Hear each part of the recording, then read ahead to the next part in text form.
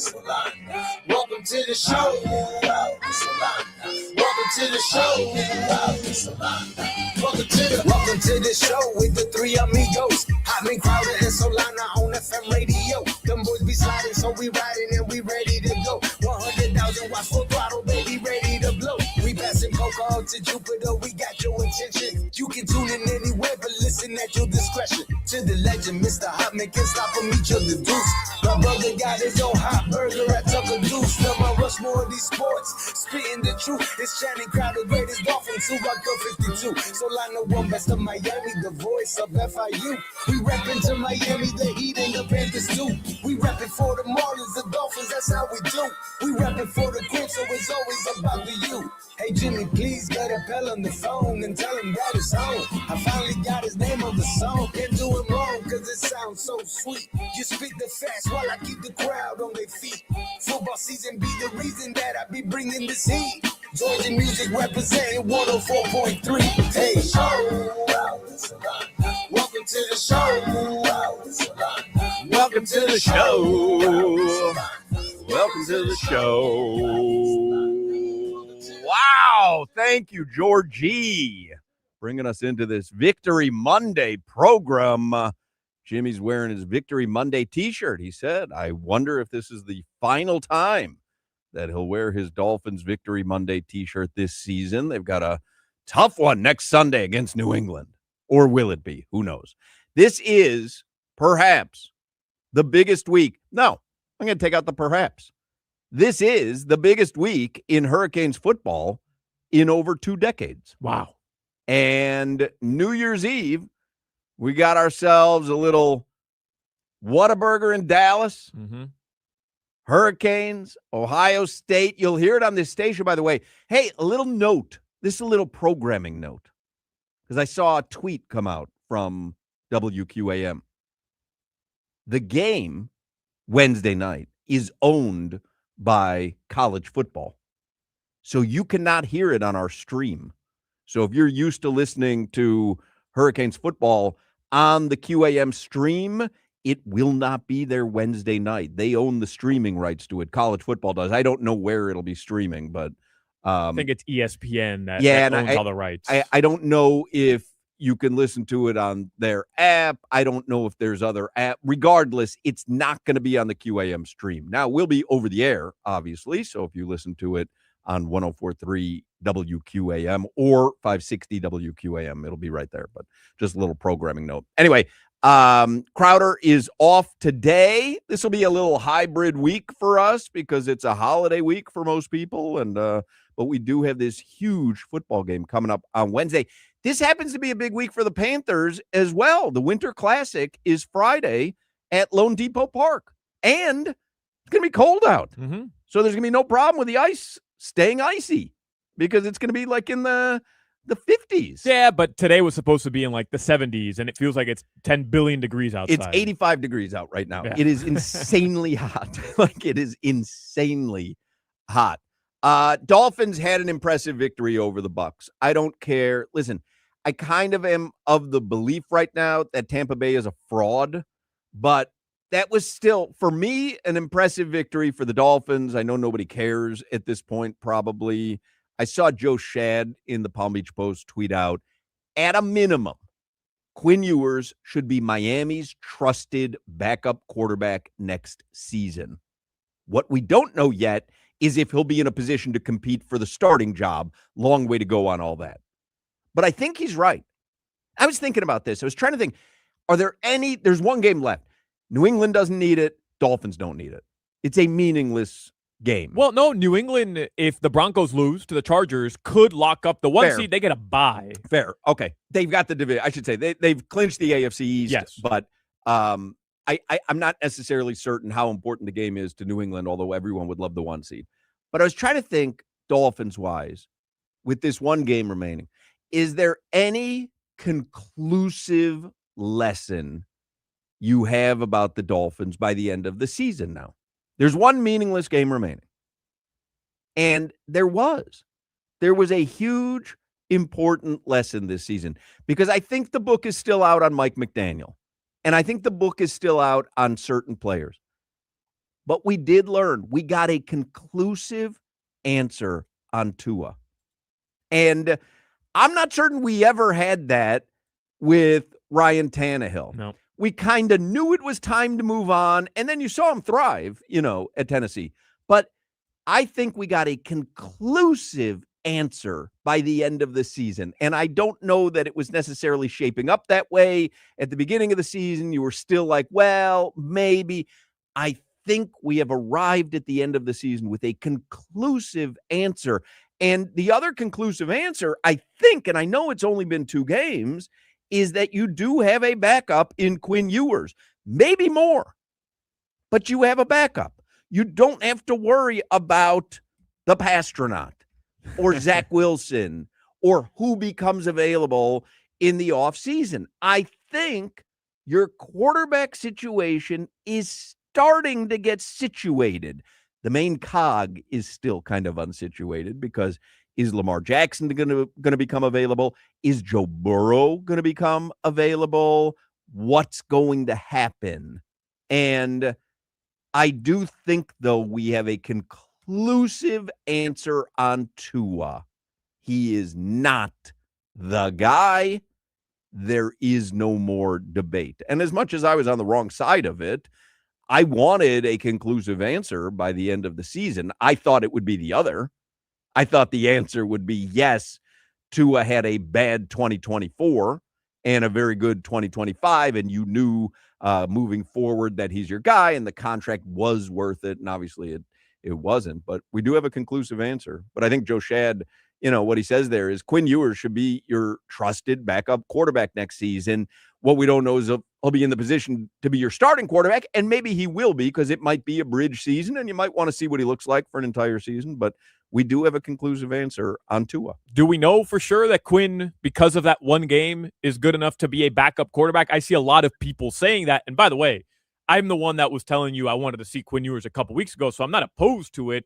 But, that's it. We saw him play one good game against a so-so defense and against a team that has lost 7 of their last 8 games and just totally collapsed.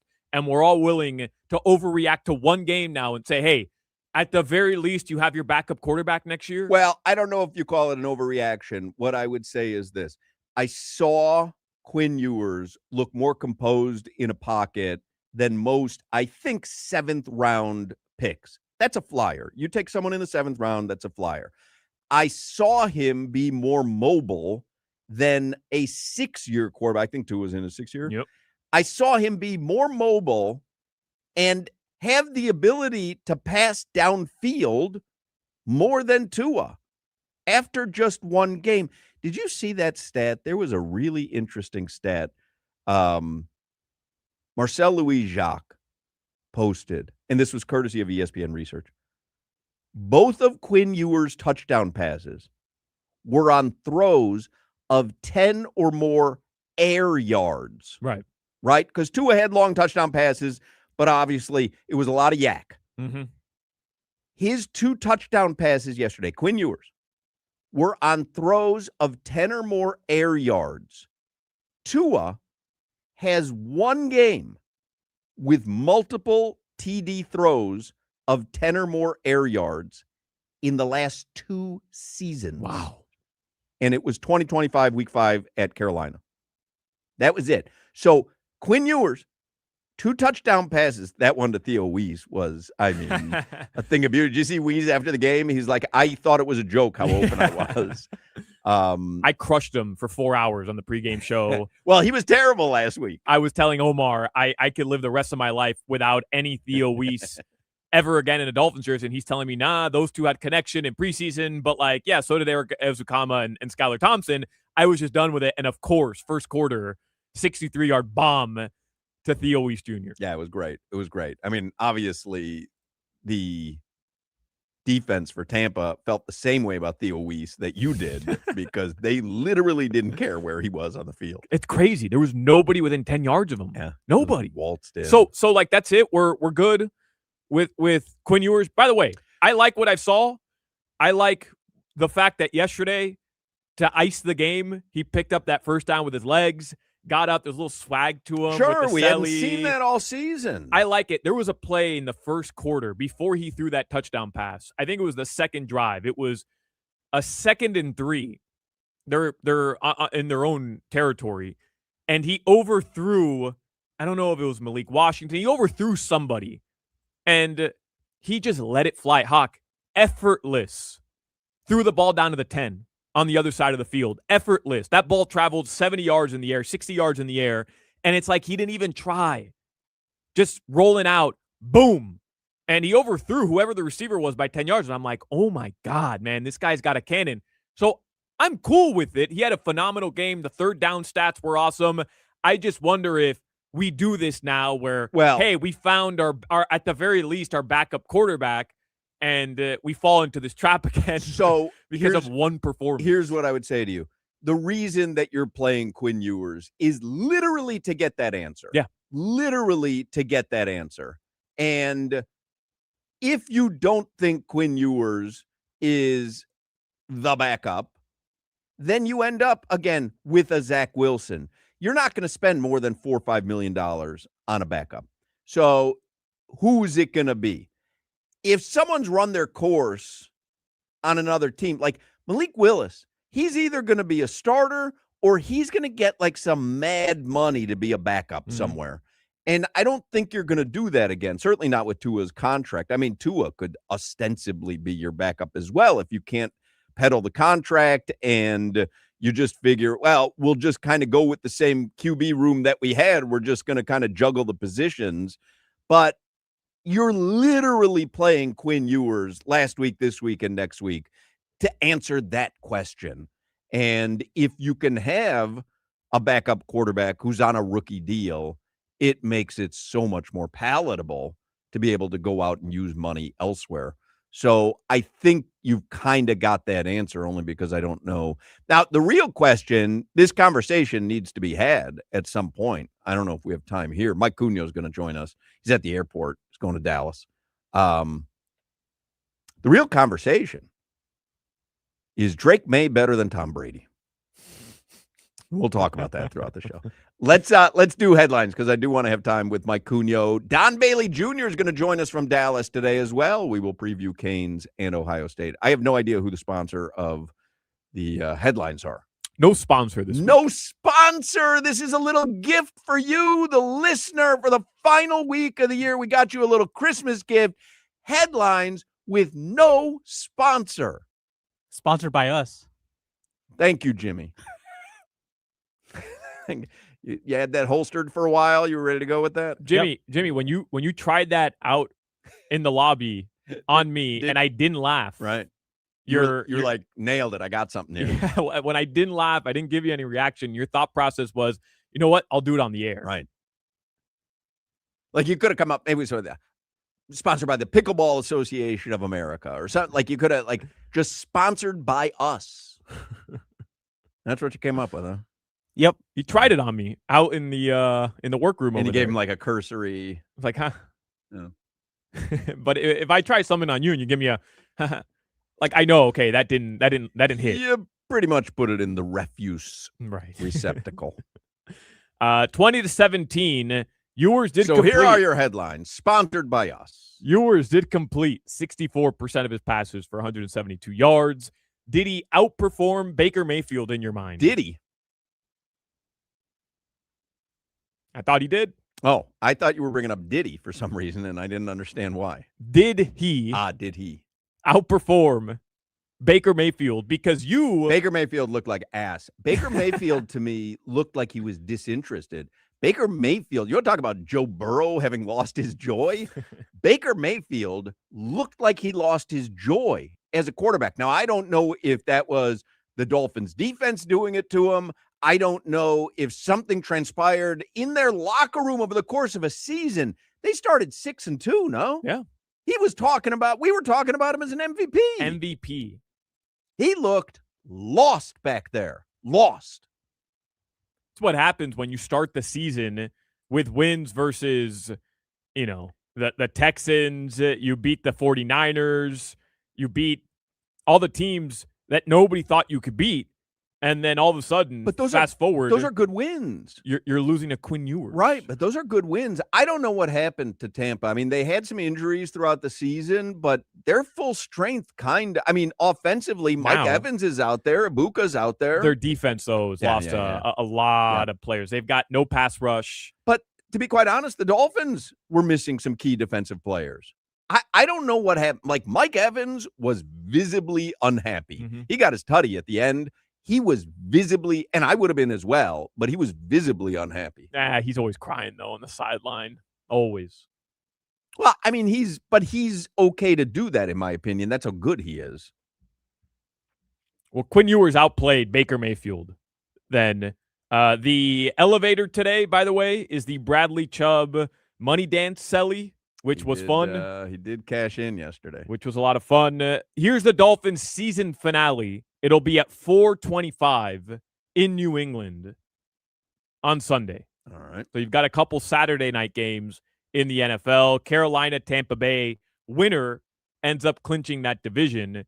And then Seattle, San Francisco, I believe, winner also clinches the NFC West. There's also a scenario where the Tampa-Carolina game doesn't matter. There is a slight scenario where if some wild things happen, one of them can't win. I thought the winner wins the division. From what I understand, the only winner-takes-all game is Baltimore-Pittsburgh.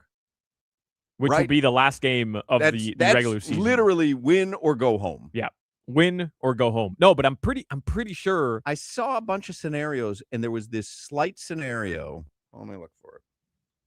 Carolina, Tampa, playoff.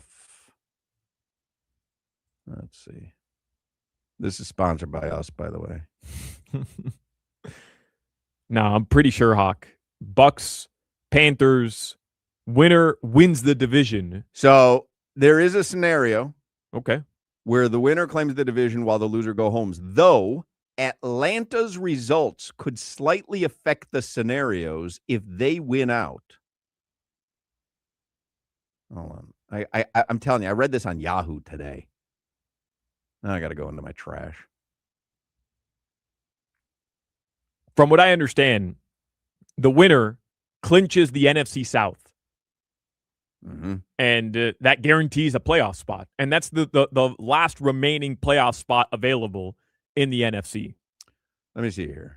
Yahoo News, massive winter storm could snarl travel. Uh-oh. That's not the one I was looking for. I'll find it. Okay. Well, here we go. NFL playoff picture. You ready? Yeah. Now I got to find the article. Nah, I'm telling you, Hoch. This is the way. I'm telling you, I read this today. Panthers are first in NFC South. Buccaneers are second in the NFC South. The Falcons are eliminated. So what would the Falcons winning? All right, Carolina. Not much change for Carolina this week with both the Panthers and Bucks losing. Next Saturday's Panthers-Bucks game will likely be for the NFC South title, though there's an unlikely scenario where Carolina could win the division despite a loss. And then there's a link, but it's literally just to the NFL site of NFL tie-breaking procedures. So I'm not certain what the scenario is, but it just says there is an unlikely scenario where Carolina could win the division despite a loss. And that's what, the Buccaneers just being kidnapped? I don't know. A Celtic pride situation by Bryce Young's family? I'm telling you, I read this, and I knew, apparently it's very unlikely, but I don't know what it is. Well, Atlanta hosts the New Orleans Saints. Both those teams are eliminated from playoff contention. From what I understand, I was watching NFL Network this morning. Win and you're in. The winner decides the NFC South. Mm-hmm.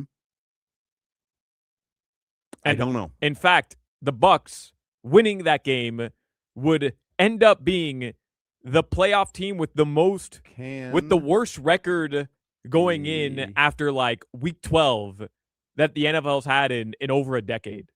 Can the Carolina Panthers lose to Tampa and still make the playoffs? Who are you asking? Ask Jeeves? Yeah. I don't know. All right, well, Hoch will find that story for you. And Well, I literally just read you the story, but that's all it says. Right, but there's no there's no scenario. Not much change for Carolina this week with both the Panthers and Bucks losing. Next Saturday, do they play Saturday? They play Saturday night. Next Saturday's Panthers-Bucks game will likely be for the NFC South title, though there's an unlikely scenario where Carolina could win the division despite a loss. This is the worst radio tease in the history of time. Well, it's not even a tease because I don't think I'm ever going to find the answer. The Miami Heat play tonight. They have the Denver Nuggets in town. There is a possibility, by the way, I read this. Mm-hmm. The Heat could be outscored by the Nuggets tonight and still win. Still the game. win? Yeah. How's that? I don't know. Okay. I just read that All right. there's an unlikely scenario. The Heat, they're streaking. Yeah, I don't know got how much two. you've paid attention to the they got Heat. two. Yeah. The thing was they played the Hawks and then they played the Pacers. Whatever. We'll see how it goes today against the Denver Nuggets. Can only play who's on your schedule. Bam is supposed to be back for this game. Tyler Hero's still dealing with a toe injury, I guess. No Cam Johnson, no Aaron Gordon, no Christian Brown for the Nuggets. Right. And your final Monday Night Football game of the season, ladies and gentlemen, it has arrived. Wow. The Atlanta Falcons will play the Rams. Do you think that has to do with tonight's game? Yes. Yes. It has something to do with the Falcons winning both of their games, or I think winning out in their final two. Yes, it does. Okay. Yeah, somebody just put it on the chat, too. Atlanta has to win out.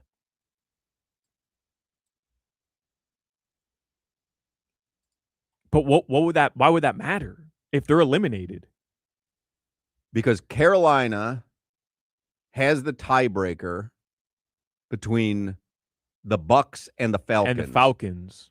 And the Falcons, they would all end up with the same record? Correct. Yeah.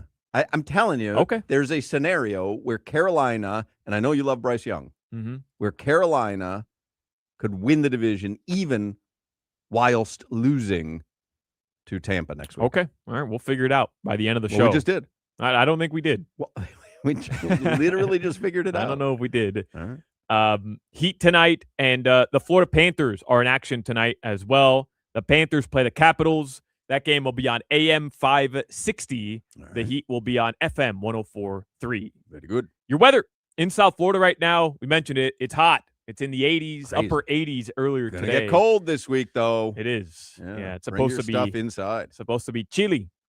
That's sponsored by Chill Zone AC, featuring reliable So we root still AC have a sponsor systems. for weather? We do. Interesting. Visit chillzoneac.com. Truthfully, I don't know if we do. I got you. Is there a weather sponsor on the log, Jimmy? According to the log, no. You don't have a log back there. He just, you don't?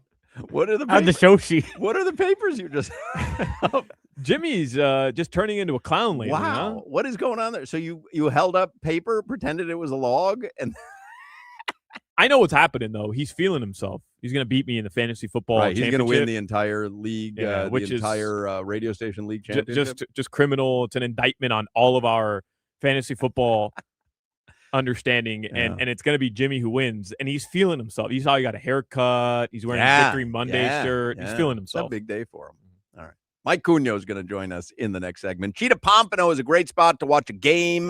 They got HD TVs throughout the club and VIP areas, 4 stages of entertainment, the most beautiful ladies in South Florida. So Wednesday is New Year's Eve, and you know the best party is at Cheetah Pompano and Cheetah Palm Beach. Those clubs will be going off Wednesday night for New Year's Eve. There's going to be a free champagne toast and party favors at midnight. There will be a gold VIP card giveaway as well. Come celebrate New Year's Eve with the hottest ladies in South Florida at Cheetah Pompano and Cheetah Palm Beach. Wednesday night will be spectacular. Every day is a great day at Cheetah Pompano Beach. Make sure you visit Cheetah Palm Beach as well and get all the details at cheetahsofl.com. This is Hoch, Crowder, and Solana. Got a horse running at Saratoga? Give me anything. You got a lottery ticket? You got some numbers? What do you got? Going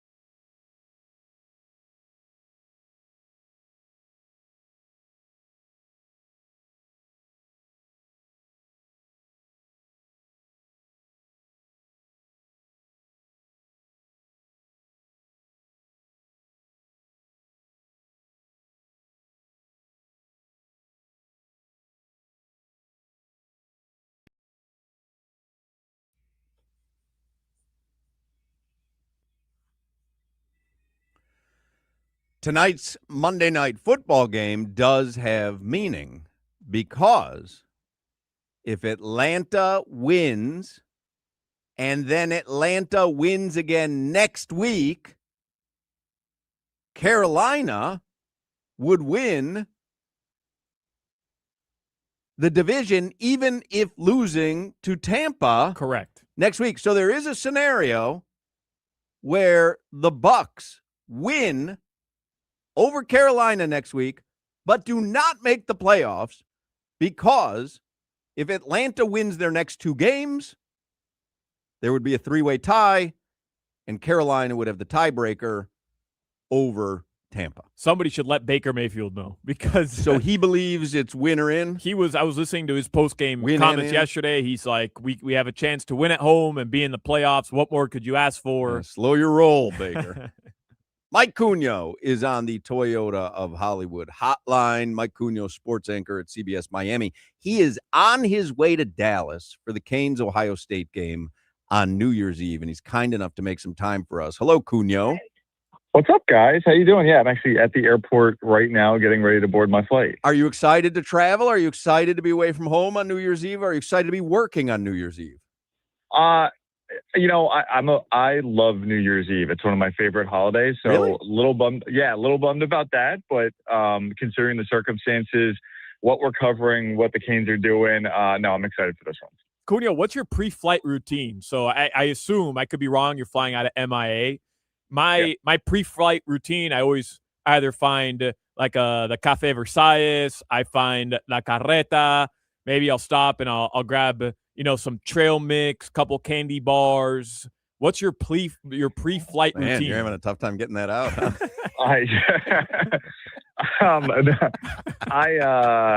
I don't do all of that, but no, if I'm on vacation, it's hit up the first like little tiki hut looking bar I can find, right? Oh. It's got to be one of those. But if I'm working, it's usually Starbucks. So already done that. And then Black coffee, maybe nothing cutesy, right? Right, black coffee, and then I'm a trail mix guy on the flight, just something to hold me over for a couple of hours. So I don't get too cute, but usually if it's vacation, the vacation starts the second I get through security. I got such a kick last night watching Solana and Samantha on CBS4 because just talking about having a tough time saying things or whatever. They were both so cutesy with the Hispanic accents. Oh my God! He cannot drop Solana enough. Solana. And then he dropped on her. Well, it's a great point, Samantha. Did you know the point where you said that last night? It was so defined last night. He's like, well, that's a great point. Dude. No, he didn't even say that. It didn't even sound Spanish. It was just the one word. He goes, that's a great point, Samantha. I rolled laughing, man. Solana lays it on thick. I'm surprised he didn't call me Miguel the other day when he and I were doing it. Miguel. So I was a little disappointed. Hola, Miguel Cunha. That was excellent. Yeah, right. So, Cunha, Dolphins game. It was nice yesterday. You have thoughts on Quinn Yeah. Ewers? I mean, I was saying that, we got a definitive answer this season on Tua. You get to an end of a season, you're hoping to get some definitive answers. I feel like we got one on Tua. He's not the guy. There are people, Joe Shad in the Palm Beach Post, suggesting, if nothing else, you found out Quinn Ewers is your absolute backup next season if he's not your starter. What'd you think?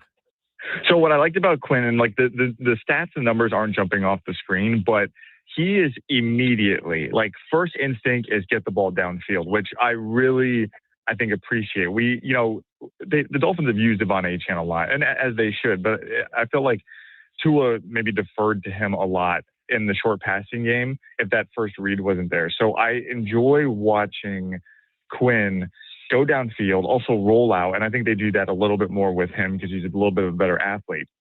So worst case scenario, I agree with Joe. You said at worst he's a backup next year. You find out who your backup is. I like the idea of opening up that position to competition. We haven't seen a true competition there in a long time because when Tannehill came, he was anointed right from the get-go.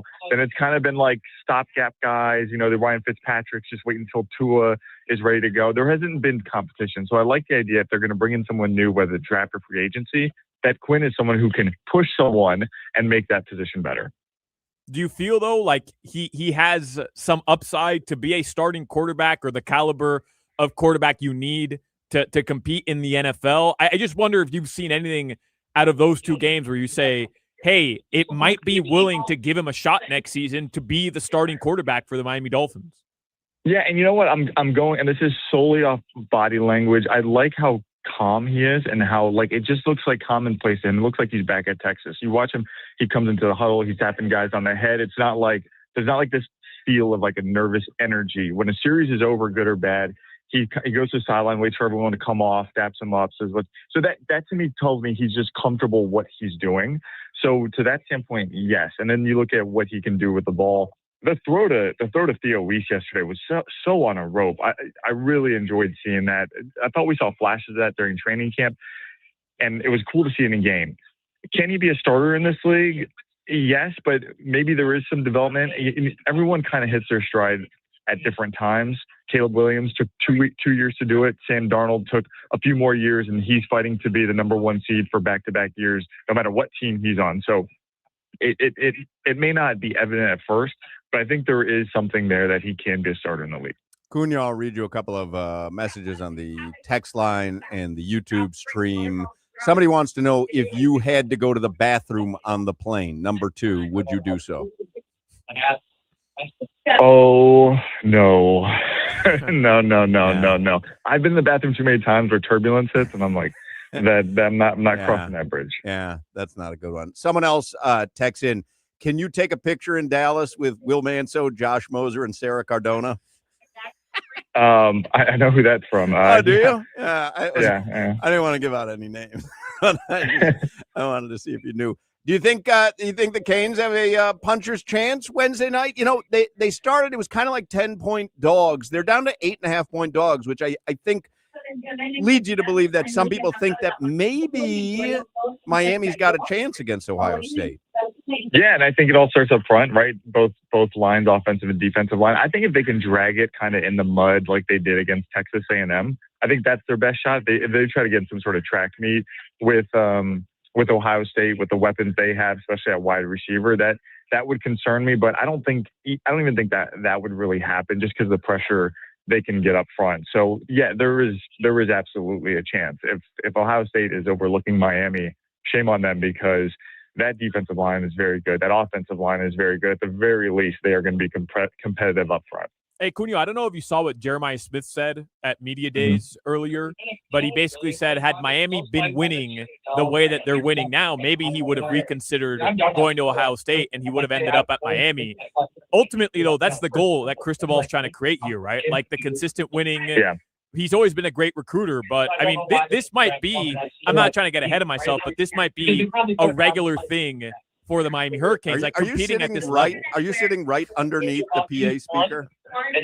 No. All right. Is it loud? I can move. Are you sitting right underneath it? No, it sounds like he's sitting at the actual desk at the gate. I'm what I'm doing is I'm changing seats for people. I'm helping the ladies out of the gate. You're sitting at the gate right now, and you're doing this radio interview? I'm sitting at another gate because my gate was too full. I got you. So I had no seat. So are there a lot of people around you? There are. The airport's packed. I don't know if you know this, but we're like in the middle of the holiday season. Yeah, and it's a tough travel time. There's a lot of snow. I was at the airport like 2 hours ago. You were? Yeah, I was. What were you doing? Just grabbing lunch? Yeah, just hanging out. Were you? No, right before you go to work? I really was. I dropped off my my sister-in-law and my nephew. They're going up to New York. It wasn't that many people. Huh. It was all right. Okay. All right. You didn't step foot in here. No. Okay. Thank you. No, but I'm surprised that you're doing this with a lot of people around, because I don't even like doing that. Oh no, I'm in my head. I think people are annoyed and hate me, and so the second you said, "Are you by a loudspeaker?" I got up and walked away. Right. And now I'm under the loudspeaker. So all right, perfect. Would you like to answer Solana's question? Solana's question. I totally forgot what it was. No, I was just asking, like the fact that the Canes are at this stage of the season. Like, we can maybe expect this to be a regular thing, right? Like the Canes competing year after year with the attention that Miami's getting once again. Yeah, and you know what? you got to give credit to guys like Ruben Bain, who Mario Cristobal a couple weeks ago called like an agent of change, for sticking with Miami when he committed when they were 5-7, and those guys have really helped change the culture around here. But Miami, is winning some of these transfer portal NIL battles because the money they have, and now I think the winning is actually going to help sustain even more winning, because now you have Miami is once again an actual destination place. It's not just where someone can go cash out in NIL. So not only are they going to start getting the recruits and keeping guys home, and they've had really good recruiting classes ever since Mario got here, but now every time you see a big name out in the portal, Miami is usually an option. Whoever's writing the article, like, oh, could end up there, And so I think they have a lot of options when it comes to talent, whether it's locally, recruiting nationally, or in the portal. They're going to be competitive because of the new culture they've kind of established, and the winning obviously helps. If they're in the national spotlight every year, how do you not consider them if you're a top player in the country? Win or lose Wednesday night, it was an unmitigated successful season. Yeah, it was a successful season, and also maybe this last point, it's more stepping stones. We've seen progress each and every year now, back-to-back 10-win seasons, a win the college football playoff. It's already a success. Now it's like, what's next, and will they be able to sustain it? I think they will. Of course, their biggest question every year is who the quarterback's going to be, but they've hit. Right? I mean, I think you look at the Carson Beck thing, and what wasn't the year he probably would have liked to have, but you can say that was a pretty sound investment now that they've won a playoff game with him. Are you going to be back in town for the Winter Classic on Friday? Yeah, I'll be there. Friday from Lone Depot Park, and that's going to be really cool. I'm really excited about that. Yeah, I'm going. I bought tickets. I'm going with my family. You're going? Never mind. I'm excited. So you're going to be there. What about Samantha? I think we'll all be there. Yeah. You know the moment I'm talking about? Do you recall that? I know exactly what moment you're talking about. But I mean, her name is Samantha Rivera. Yeah, it's every week. Her name is Samantha Rivera. The same way my name is Alejandro Solana. Yeah, no. And again, I'm jealous. Miguel is not happy. I think he means celoso. Are you going to go to Whataburger while you're out in Dallas? No, Probably not. When I'm on the road, I think I just eat at the hotels mostly. You're going to hate this. In Spain, I had to order Uber Eats pizza one night because I was working so much and never like left the area I was working in. So, I don't know. We'll see. Maybe on the way out. How will you make it up to your family New Year's Eve that you weren't there? How will I make it up to them? Yeah, like will you have? What do you mean? Will you have a New Year's Eve next week, say, for your family? No, I'll save it for next year. I'll say, hey, I got you next time around. I can tell you, out of all the people I know, he's the least likely that I would have said, I love New Year's Eve. Yeah. Why? Because he likes to be at home. He doesn't like to be around people partying and stuff. Like, he strikes me as the kind of guy that wants New Year's Eve to be over. He maybe fires up a French bread pizza for the kid about 6 p.m. No, Cunio, correct me if I'm wrong, Miguel. You're a big family guy. You're a big family guy, and this is a time where all the family comes together to spend some time together. New Year's Eve? Yeah. Yeah. That's how I spend my New Year's Eve. All the family comes together. That's kind of a nerd. Everyone's happy. There's optimism. There's hope for a new year. No one's upset on New Year's. There's popping champagne. There's fireworks. Oh, so you don't go out. There's no pressure to buy gifts. I go out every once in a while. It just depends on the year, what we have going on with work. Because obviously my wife also works in the industry, so that kind of dictates our schedule sometimes. But I love the kind of positivity around New Year's. I like that. So what happened with you, Solana? You just never had plans on New Year's Eve, so your family told you that this is a big family night? We always spend New Year's Eve every year. We throw a party at the Solana residence, a big party. Yeah. All my parents' friends would come over. I'd invite my friends, Casa Solana. That's right. See? Yeah. And this year, my parents my entire family headed up to New York. I can't because I'm working. Yeah. So I'm throwing a rager at Casa Solana. You are. I took over the backyard. At your dad's house? At my dad's house. Not even at your house. Not at my house. That's crazy. Did you get the invite, Hoch? I did not get the invite. I don't get an invite for many things. I don't. I don't seem to make the cut. Did you get an invite, Jimmy? No. Jimmy, what are you doing for New Year's Eve? Do you love New Year's Eve? I'm all right with New Year's Eve. Yeah. What are you doing? Anything? I don't know yet. Family. Well, I mean, you'd know if you had. I mean, I would say at this point you're not doing anything, right? No, I'm Like, not doing anything. I mean, by Monday rolls around, New Year's Eve is Wednesday. What are you going to be doing? You're going to watch the game, I'm guessing, yes. right? And then will you stay up till midnight? yes, I will. All right. You flying first class, Cunio? No, I'm flying on the wing. That's that's where they're gonna put me. You're not. You can't upgrade to first class. No.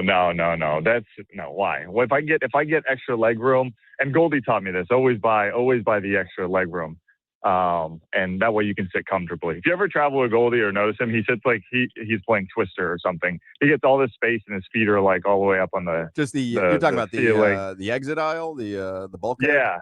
Yeah, all that. A lot of responsibility comes with that seat that I'm not ready for. Does it?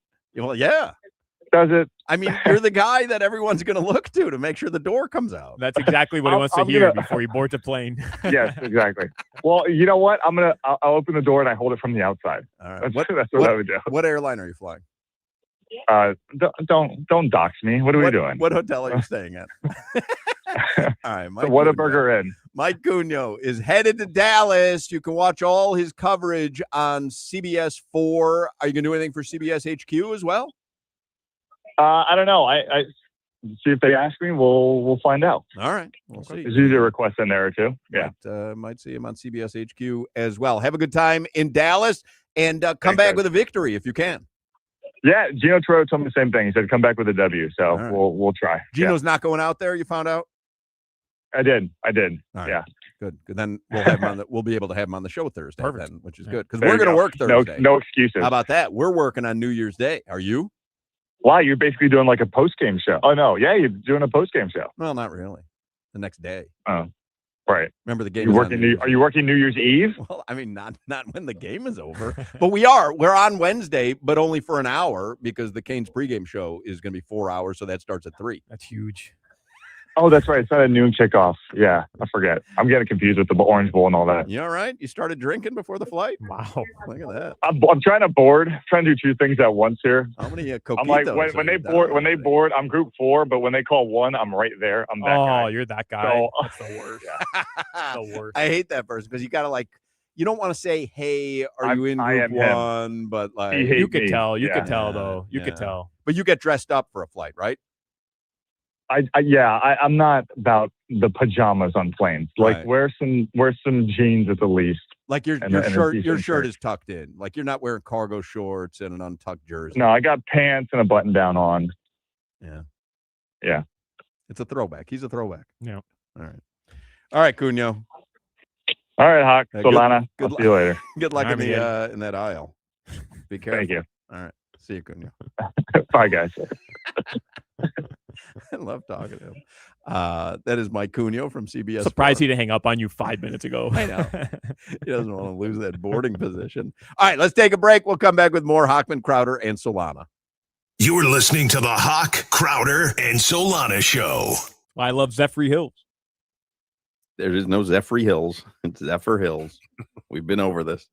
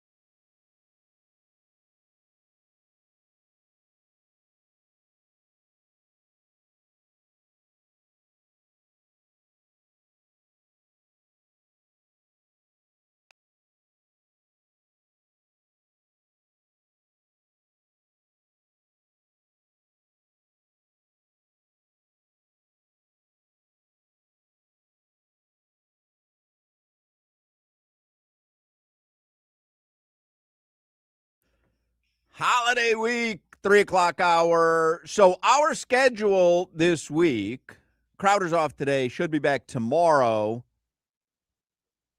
We'll do a full show tomorrow.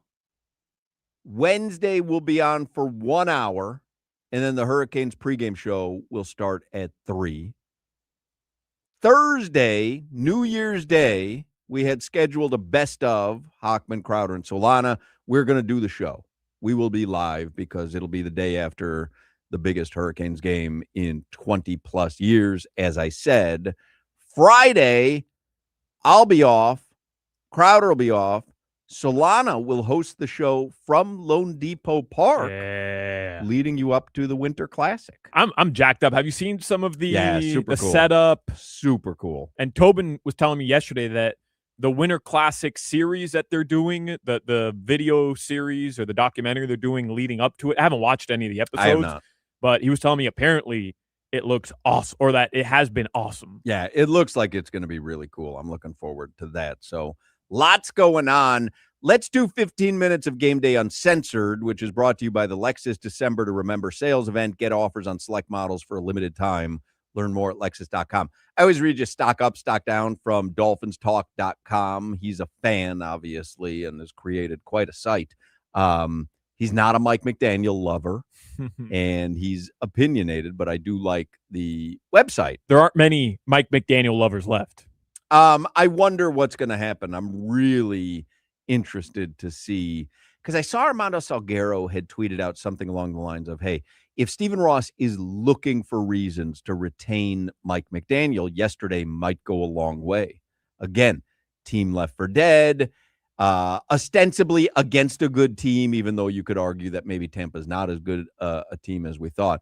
But Dolphins showed up. They played. Their offense looked rejuvenated. They did. And so maybe you could extrapolate that it was Tua holding Mike McDaniel back. Like, there were some positives for Stephen Ross if he's intent on retaining Mike McDaniel. From DolphinsTalk.com, stock up, Quinn Ewers. Much better performance this week for the young quarterback. Having 2 first-half touchdown passes showed the improvement. Ewers looked much more comfortable this week. He took advantage of Tampa coverage to hit the OEs for the big touchdown, which is what you want your quarterback to do. Take advantage of mistakes. Stock up, Greg Dulcich. 5 receptions in the first half on 5 targets and a touchdown. He was Ewers' favorite target in the game. Dulcich has shown something here at the end of the season. Hopefully Miami can re-sign him in the offseason. He's the perfect TE2 in almost any offense. Ewers to Theo Weiss, Ewers to Dulcich, exactly what we thought it would be week 17 of the NFL season. Absolutely. Theo Weiss Jr., after a miserable performance last Sunday against the Bengals, Weiss had a long touchdown reception and played much better this week. And finally, stock up Jason Marshall Jr., the rookie cornerback, had a great interception in the first half. Overall, played very well. Stock down, Ashton Davis. Yes, he got an interception late that sealed the victory. That one play aside, he is a horrible safety. And Miami needs to make sure he isn't on the roster next season. Gave up the touchdown in the first half, got beaten badly on numerous plays. He was getting crushed, and then he came up with that interception. Very important. And you saw how he was returning it, like holding it with palming the ball with one hand. I'm like, oh my God, this guy's going to get it stripped. And then stock down Miami's offensive line. They haven't been that bad for most part of this season. Today they were putrid. It was yesterday, it was written. I know Miami's offense put up some early points, but overall it was a rough day for them. Lots of breakdowns. Jonah Savaiinaya is god-awful in pass protection. Again, those are the opinions of DolphinsTalk.com, but I do get a kick out of it. Which is true. We were talking about it in the pregame show with Perk, which was, hey, going into next year, Aaron Brewer as your center, Patrick Paul as your left tackle, I guess Austin Jackson as your right tackle, and then Savaiinaya with another year of development. Like, do you feel like the offensive line starting next year, you have to find a solution at right guard, but like it's more solidified than you feel like it's ever been. But I don't know, man. Savaiinaya is rookie. I'm Yeah. willing to write off anybody's rookie season. And I think the other things that would be in the favor of the offensive line is you're going to have a more mobile quarterback. I don't care if it's Quinn Ewers or whoever. There's going to be a more mobile quarterback that back there. Secondly, Devon Achane. He's untackleable. Yep. It is crazy watching him run with the ball. He's untackleable. And Jalen Wright played well yesterday, Yeah. too. I know we're all kind of down on Jalen Wright, but he played really well yesterday. Those two combined for like 99% of the yards that the Dolphins had on the ground outside of Quinn Ewers' one little run to ice the game. So, I mean, maybe you had something. I don't know. It's hard to tell because I still don't know how you mentioned what route Stephen Ross is going to take here, which is next year is just kind of a cleanup year, get back to, better cap situation. So maybe you keep Mike McDaniel and you're looking at more of a developmental year again because, hey, it is what it is. Or does McDaniel just say, or I'm sorry, Stephen Ross say, bleep it, I'm throwing everything I have to go get Lamar Jackson and we're going to go for it next year. It's an interesting conundrum for Stephen Ross and for whoever might take the job. We've talked about this, right? They have tried coordinator after coordinator, and it hasn't worked. And so the notion is, well, go find a head coach who's got experience, who's a winner. And the question is, would that coach want to come here with the notion of, well, we're not certain who the GM is. And we don't know if Quinn Ewers is going to be the quarterback. We know he'll be there for at least a season. We're going to try to get Lamar Jackson. We're going to try to get Joe Burrow. We don't know. Like, are you going to be able to attract someone? Because the other option is another coordinator. So Ben Johnson was a magnificent hire for the Bears, but they had Caleb Williams. Like, he looked at his position in Detroit and said, you know what? I think Caleb Williams can be that dude, and I'll go there. And by the way, he has been. The loss last night aside, like, Caleb Williams has been spectacular. But can you get a Ben Johnson if they don't know what the situation is with the team? And I don't know if they know what the situation is going to be with the team.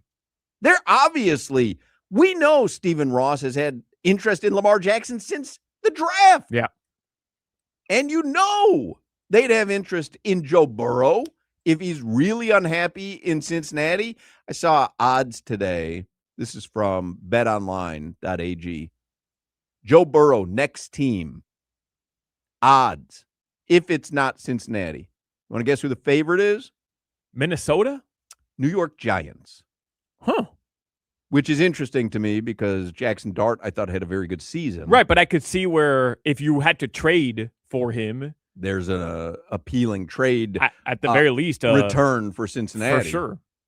Dolphins are the second favorite at 4-1. Then the Raiders, Cardinals, Jets, Eagles.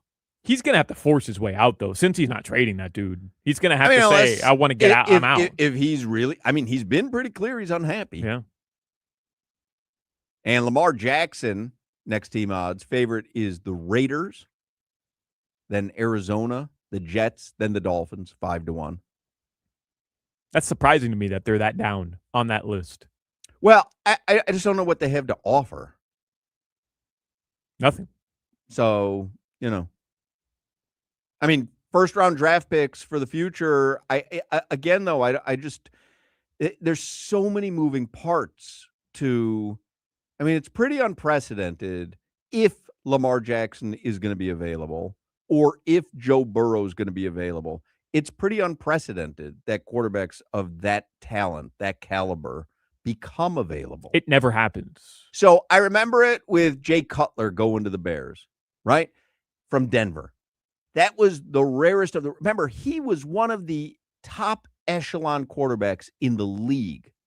It never happened. But he wasn't Joe Burrow or Lamar Jackson. He was looked at like a really good quarterback at the time. Funny to look at that, knowing what we know about Jay Cutler. But he was looked at as like a top 10-ish quarterback. But Hoch, not Joe Burrow or Lamar Jackson. These guys are Hall of Famers. Um, Jay Cutler wasn't in that conversation. Joe Burrow already? We're Hall of Fame? I think so, man. I think so. I think we're talking about these guys. A Super Bowl appearance? Yeah, maybe I'm getting ahead of myself. I mean, Lamar Jackson for sure. He's an MVP. Yeah, I think Joe Burrow's in that conversation too. Josh Allen, Joe Burrow, Mahomes, Lamar. You're putting Joe Burrow in the conversation with Josh Allen and 100%. I know the injury concerns, but so what? Lamar Jackson has injury concerns. And I'm putting, like, those to me are top 5 quarterbacks in the league. Those 4 are in that discussion. 100%. Interesting. Let's do headlines here with Alejandro Solana. They are brought to you by Jimmy. By us. By the way, I think Champ Kelly is going to end up getting this general manager job. There's a little buzz after the game yesterday. He's dapping up the players as they're leaving the field. They seem to like him. I do think that Stephen Ross, when he gets someone in a position, even if it's an interim position, he seems to feel comfortable. Is Omar going to join us in the next segment? I don't know. He hasn't gone back. Because I do have something from Barry Jackson that I was going to share. It's a 10-step plan for Stephen Ross. Barry Jackson wrote it in the Miami Herald. And I thought there was some really good, because there's the real possibility. And Barry Jackson, I think when I read it, I'll get into the in-depth portion of it. But essentially, he's like, hey, don't let the game end on Sunday and announce Mike McDaniel's back. Or don't let the game end on Sunday and announce Mike McDaniel's gone. Can we all just take a breath? Right. Like, let's take a step back, analyze the situation. Yes. Don't make an emotional situation. Let's bring in some, Barry Jackson's point, let's bring in some of the best minds in football and in Dolphins history and make a really well thought out, educated decision. Not the way he rolls. He has his the way I look at it today, Stephen Ross is talking to whoever, his assistant, somebody, and saying, here, draft my press release for Sunday at 9 p.m. The way that they did it last year. What Barry Jackson writes, it was number 1 on his list. Do not, under any circumstances, announce next Sunday night or the following day that Mike McDaniel and Champ Kelly are being retained. And then Barry Jackson says, let's be clear. We're not calling for McDaniel's dismissal. In fact, a case certainly can be made for retaining him because of his recent 7-2 stretch and his creative offensive mind. I keep thinking of Mike Greenberg's recent question on his ESPN morning show. Am I the only one who's interested in what Mike McDaniel might do with a different quarterback? And Quinn Ewers' work yesterday obviously would make you more curious. Barry Jackson writes, but why rush into a decision without seeing who else might become available in the first 2 weeks of January? Maybe the Ravens and John Harbaugh decide to part ways. Who knows if the Steelers and Mike Tomlin want a fresh start? There's no obligation to tell any coach immediately after the season whether he's being retained, especially a coach coming off 2 consecutive losing seasons. If Ross decides to explore other options before deciding McDaniel's fate, it would be a professional courtesy to tell him. But having a coach under contract shouldn't prevent any owner from waiting to see who else might shake free. If there's nobody better suddenly available, keeping him can be justified. But there's no need to rush into this. Which is bingo. I mean, that's the way it should work. Well, you remember it happened before with Tony Sperano. They went to go talk to, I think, Jim Harbaugh. It was. And Sperano, but this, if I remember correctly, it was in the middle of the season, and then they came back and they had to give him a contract extension because it was so awkward. It might have been Philbin. It might have been Philbin who ended up getting a contract extension, yeah. But after like a Minnesota victory, I think, with Philbin. But, man, I'm watching Champ Kelly yesterday. I'm going just straight off vibes. I'm watching Champ Kelly yesterday. He wears that like very fresh suit. You see what type of suit he's wearing? Yep. It, like the buttons come all the way over, and almost look like military style. And he's just like he's jacked. He looks the part. He's dapping up all the players, and it's not just like a little fist bump. I mean, they're hugging him. Sealer's hugging him. Quinn Ewers looked like he was all about it. And something like I'm watching that yesterday, and I'm saying man, Stephen Ross is a sucker for optics. Yeah. He's a sucker for optics, and Chem Kelly's going to be the general manager. He hired him last year, brought him in, and then fired Chris Greer and elevated him to interim GM. There were other candidates. There were people who had been around Chris Greer, been around Ross for way longer. He hired this guy and named him interim GM. And by the way, since they've gone 5-2. Well, I will tell you, Barry Jackson's number 2 in the Miami Herald for what Stephen Ross needs to do a real general manager search. The good news, Barry Jackson writes, from what we've been told, is that Ross has been inclined to conduct a full search and interview people outside the building. That at least has been his thinking in recent weeks. Could that change? It's certainly possible because nobody can predict a billionaire's behavior or how he might react to a big win at New England next weekend. Keep in mind that NFL teams cannot interview employees from other teams until the end of the season. Teams can interview officials working in college football at any time, but the Dolphins are not known to have brought in anyone from the college ranks. Kelly, who has been interim GM since Chris Greer's Halloween dismissal, is expected to receive an interview for the permanent job, according to a source. That's not a surprise. Barry Jackson saying, hey, don't just anoint him the next GM. Do a full, complete search. I think we're going to get it Monday morning. Mike McDaniel, Chem Kelly are back next year together. I think that's where we're going to end up. It's very possible if they beat New England. The Florida Panthers play the Capitals tonight. To continue on with headlines here, did you see who was on the ice yesterday? I saw Matthew Tkachuk out there skating at practice. Yes, sir. He was wearing the non-contact jersey, but Matthew Tkachuk with the Winter Classic 5 days away on the ice. Interesting. The Miami Heat, they get the Denver Nuggets tonight. That game will tip off at 7:30 p.m. The Heat are having fun again, but those two games came without Bam Adebayo and Tyler Hero, of course. Well, you better have fun against Indiana and who's the other team they beat? Atlanta. Did you see that story about Trae Young? I saw that he is as good as gone. Yeah, from Tim McMahon of ESPN. All signs point to Atlanta moving on from Trae Young ahead of the trade. I saw another headline yesterday that said they want to get rid of Ricochet as well. Can you name me a least memorable first-round pick since Anthony Bennett? It literally was the unluckiest season to have the overall number 1 pick. I mean, especially considering Wemby was available the next season.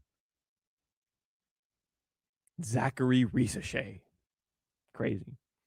By the way, there were a couple, just because we're on the topic here, a couple NBA things that happened over the weekend. You saw Grand Theft Jose Alvarado from the Pelicans, and Mark Williams from the Suns. They threw down. Yeah. And that was like a legit fight. Because you never see that. In the NBA, guys. Avocado threw an actual punch. Yeah, Avocado did. Well, he's been suspended 2 games, and Mark Williams has been suspended for 1 game. And then the other big story, Giannis Antetokounmpo. The Bucks are playing in Chicago. They've won the game. Giannis could just dribble out the clock. Instead, he sprints down the end of the floor, windmill dunk with a second left, and then Vucevic got in his face. Kobe White got in his face. Benches cleared, and mayhem ensued. He didn't need to do that. I love Giannis. I love the way he approaches the game. I'm such a big fan of his press conferences in the postseason. I just love everything about him. He didn't need to do that. He didn't. You see what Vooch said after the game? Quote, I'm assuming Giannis was mad about that report that came out that the Bulls don't want to trade for him. I will tell you, I was watching the Bulls broadcast. Stacey King was like, hey, you can prevent that from happening. Foul him. Yeah. Take him out. But nobody thought he would do that. It was pretty wild. Windmill dunk. So you say windmill, huh? Windmill. Yeah, windmill. That's so weird. Why? Because it's a windmill. Windmill. Windmill. I think we're saying the same thing here. Not even close. Windmill. you're saying meal. Yeah, M-I-L-L, windmill. So how do you say lunch is a? Yeah, lunch is a mill. The Heat tonight. You say windmill. I do say windmill. It is so odd. A windmill. A windmill. Yeah, are you sure it's not a windmill? It might be spelled mill, but a windmill dunk. It's never. Well, first of all, do you know what a windmill is? Yeah, I think so. Do you call it a windmill? I think I do. It's weird. The Heat are expected to have Bam Adebayo back tonight, and the Nuggets, they're going to have the Joker, who's still putting up stupid stat lines, but no Cam Johnson, no Aaron Gordon, and no Christian Brown. Thank God. That guy just annoying. Super annoying. We've got Monday Night Football tonight, Falcons versus Rams. This is the last time you can bet on Monday Night Football. Wow. For the season. For the season. It's crazy. I feel like football season is like a trip to Vegas because when it starts, I'm already thinking about how sad I'm going to be when it's over. I get to Vegas and I'm already thinking, wow, this is the greatest place ever. I'm going to be sad. I'm kind of ready for this football season to be over. Yeah. Like Super Bowl, you just want to move on? No, I love the postseason. Okay. I'm kind of ready. And I think obviously the Dolphins season had a lot to do with that. Yeah. If you had a postseason chance, it might feel different. But I've gotten to the end of the season going, yeah, okay. I got the idea. Not very thrilled about my feature that I had with the Dolphins, which was that they would lose in the wild card game. Remember I had bet that to start the season? Yeah. It finally gave me loser Oh, on really? the Hard Rock Bet app. I believe I have them to win the AFC. Oh, that's good. Let me see. That's good.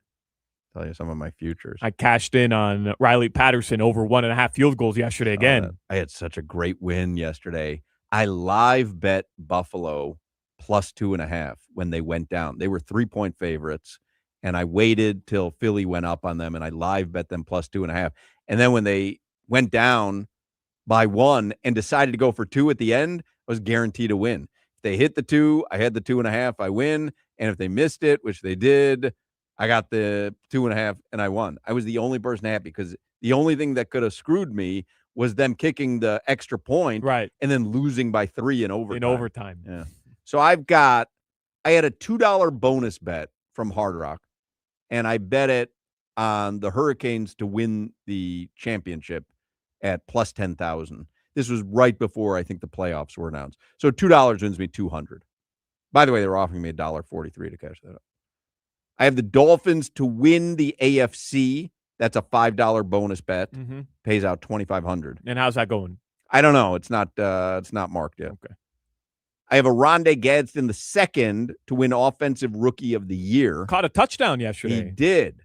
He had an awful Saturday. Had an awful drop on Saturday as well. He did. And I texted OG, and he was not happy about that. Yeah, but I mean, he was very upset. But hey, caught a touchdown. He made up for it. I was thrilled. And I have Zion Williamson, a $10 bonus bet to be the league MVP. Mm-hmm. How's that one going? I tell you what, if he can get back out there, Hoch. He actually has been playing again, and is he back? He's been hooping. Oh, so is he going to be here in Miami? Yeah, I think so. Oh, I wasn't going to go to that game, but I might go. I didn't realize he was back. Well, I mean, New Year's. It's been a a holiday season. Yeah. I'm sure he's been eating. Yeah. Yeah. So you never know. He could pull that hammy again over the next couple weeks. I got Bulls Timberwolves tonight. Put it all on Matas Buzelis. 11.5. So I've come to the conclusion the best Matas Buzelis bet is he scores 7-8 points real quick in a game. And then you get to halftime, and then they have the player props, and they adjust them. And so all of a sudden, his over-under is like 14, and he never scores again. Like whatever he did in the first half, that's it. He might get one more junky basket. So I think the play is to bet Buzelis under at halftime. Boozy under at halftime. Yeah. Okay. Because it's adjusted, and he's got a decent amount of points in the first half. Right. Comes out swinging a little bit, and then just fades falls into off. nothing. Yeah. Yep. Omar's going to join us, by the way, in the next segment. I'll wrap up headlines here. Your weather, sponsored by ChillZone AC, featuring reliable root AC systems. Visit chillzoneac.com. It's supposed to get cold later in the week. Today is not cold. It's in the mid-80s. It's hot outside, but at least no rain. That's your weather. It is gonna get cold. As long as Omar is going to join us in the next segment, let me tell you about Gulfstream Park in beautiful Hallandale Beach. I mean, the championship meet is on. Live racing every Thursday through Sunday. Witness the nation's top horses and jockeys compete on the iconic Gulfstream track and enjoy the thrill of racing all season long. Gulfstream Park also offers the hottest slots and electronic table games, so you combine the excitement of casino gaming and the thrill of thoroughbred racing in one electrifying destination. Wednesday is New Year's Eve, and I think there's a few spots left for New Year's Eve at 10 Palms, which will be an incredible way to ring in the new year. You can get your tickets online right now at gulfstreampark.com. Your ticket includes premium endless dining, a live band, a DJ, party favors, a photo booth, a midnight champagne toast, and more. New Year's Eve, 10 Palms at Gulfstream Park will be a great party. And through the 31st, which is Wednesday night, celebrate the holidays at Gulfstream Park Village. You want to take the family there, you can see more than 250,000 LED lights, all set to the sounds of holiday favorites and popular music from yesterday and today. It's a 10-minute light show, starts at the top of every hour from 6 till 11 p.m. It's tonight, it's Tuesday night, it's Wednesday night. It's the Symphony in Lights. It's a perfect way to experience holiday magic with your family at Gulfstream Park. Get all the details at gulfstreampark.com. This is Hoch, Crowder, and Solana.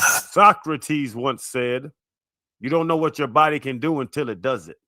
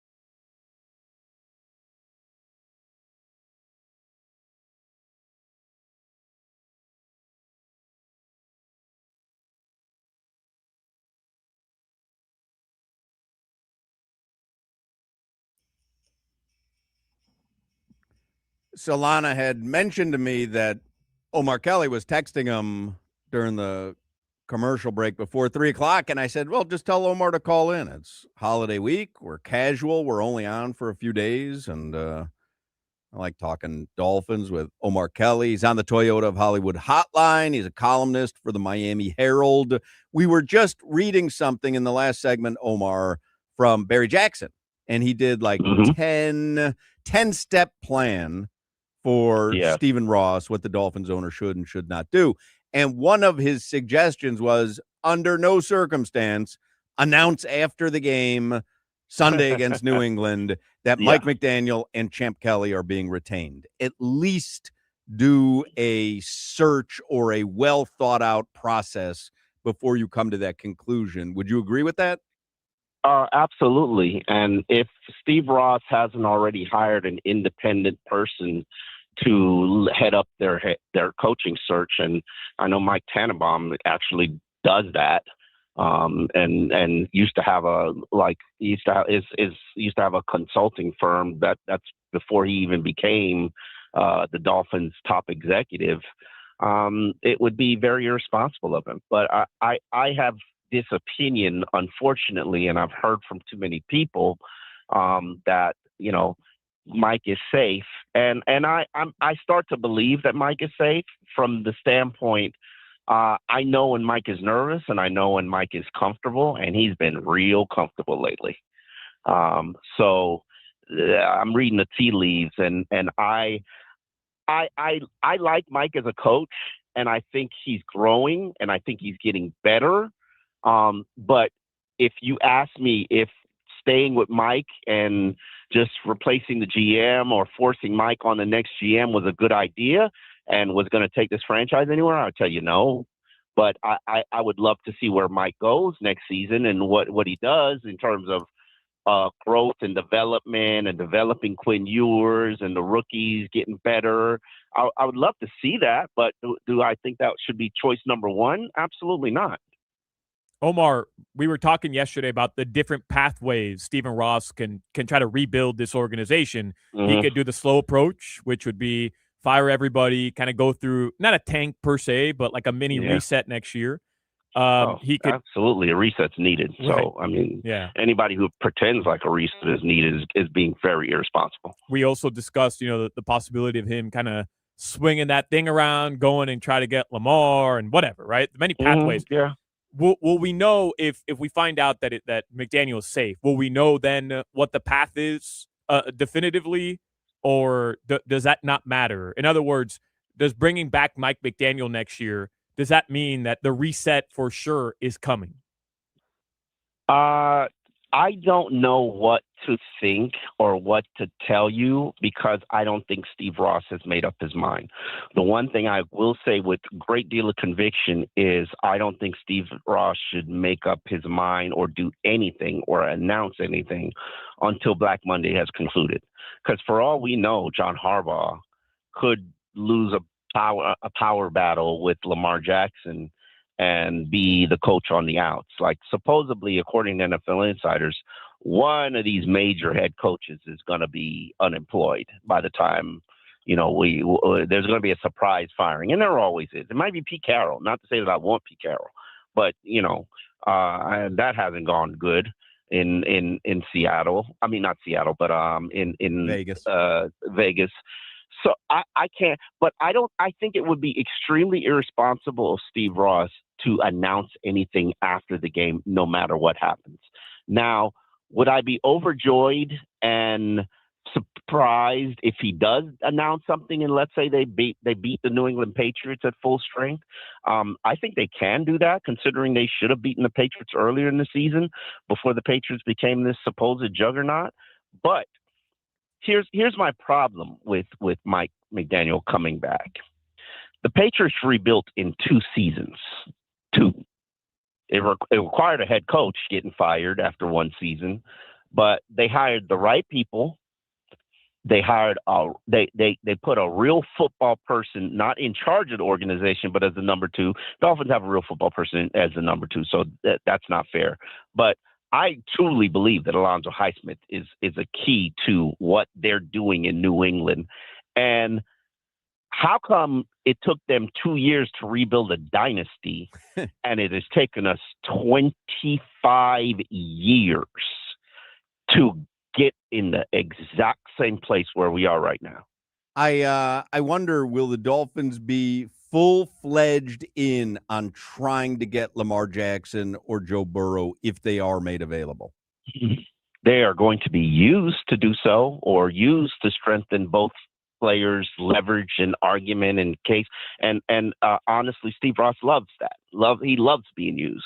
And if he's going to help Lamar Jackson get the highest paid contract in the NFL and maybe, be Lamar's consolation prize if he loses a power will in battle, and give the Ravens whatever they want to go get Lamar and then make him the highest paid quarterback, that's Steve's business. Let him, like we act like anything we've done has worked. Like at this point, to be honest with you, I don't care anymore. And I think the majority of this fan base feel the same way.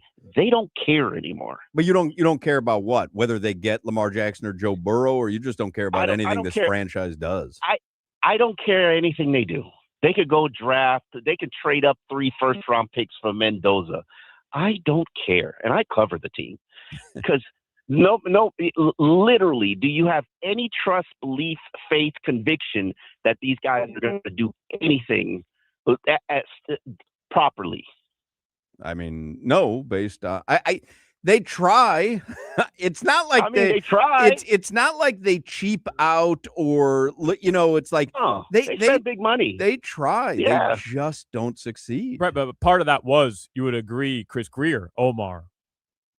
He's not. Half the time, Chris Greer goes with whatever everybody else in the room wants to do. So I'm not blaming. But he was the one picking the players. Like, to me, a big part of why the Dolphins are back to where they're at is because the roster was built incorrectly. And sure, Tua has a lot to do with that. But the roster was built incorrectly because of Mike McDaniel. Mike McDaniel has an obsession with speed, and power and size should be what your obsession is with. He built this team wrong. And that's Mike McDaniel. That's not Chris Greer. Chris Greer is a chameleon. Whatever anybody is in power else wants is what he's going to do, which is why I hate when people blame blame Chris Greer for selecting Brian Flores, because I know for a fact, because it's come out of their mouth, his mouth, Chris Greer's mouth. Chris Greer will never give a head coach a quarterback that he doesn't want. Never, ever. So, like, Adam Gase did not want to coach Lamar Jackson. That's why Lamar Jackson isn't here. So, Chris Greer liked Lamar Jackson. Steve Ross was obsessed with Lamar Jackson, but Adam Gase didn't want to coach him. He's not here. They had a great offer to trade away, not get Minka Fitzpatrick. And Steve Ross's bright idea was, let's take Lamar Jackson. And they fought about it the whole time of the draft selection till Chris Greer till Chris Greer for the very first time did something with conviction, which is, this draft is mine. I'm making the selection. I want Minka Fitzpatrick, and he took Minka Fitzpatrick. Omar, are you going to go see Avatar? Eventually, I'm going to get around to it. Once, maybe when the season is done. But you know how I feel about your movie takes. I mean, Superman. He took issue with my review of Avatar. I saw it over the weekend. It's probably too long. It probably is impossibly long. It's not too long. It's impossibly long. I don't know is it James Cameron who made that movie? Yeah. I don't know. There has to be not a single frame of film left on the editing floor because the movie is impossibly long. Now, have you seen the first two? I saw half of the second one because I was on a plane and I was actually watching it live, but I didn't see the beginning of it. But it was captivating from where I saw it. I do want to go back and see it. I think I have to see the second one before I see the third. I guess I didn't remember anything that happened. I don't know what was going on. That movie, by the third hour, if you're not checking your clock on your phone every 5 minutes, there's something wrong with you. I'm telling you, I don't mind a long movie that keeps me enraptured the engaged, entire yeah. time. By the third hour, I was having conversations with myself like, I hope there's someone outside trying to negotiate my release. I felt like I was a hostage in a hostage situation. And it's not a bad movie. It's just way too long. I can understand that. I watched like the second one, and I swear to God, I was watching for like 2 hours. I watched it on a Right, plane with right. commercials. So maybe it was, maybe it probably was super long. It's funny But, that you talk about seeing it on an airplane, because as I was sitting there, I was thinking to myself, oh my God, I would almost be to Vegas if I started a flight when this movie started. Like, I was having thoughts of like how long, like how much of my actual day was being eaten Yeah. up by this movie. I couldn't believe Yeah. what I was sitting You- through. You'd be halfway to Vegas. You probably would. Yeah, I think a little further. All right, Omar Kelly, read his stuff in the Miami Herald. Always appreciate your time, Omar. All right, guys. All right, we're going to take a break, and the 4:00 hour is next on Hochman, Crowder, and Solana. This is Hoch, Crowder, and Solana. Jimmy, you know how to make a hot tea? No, I do not. You know the ingredients of tea. Water.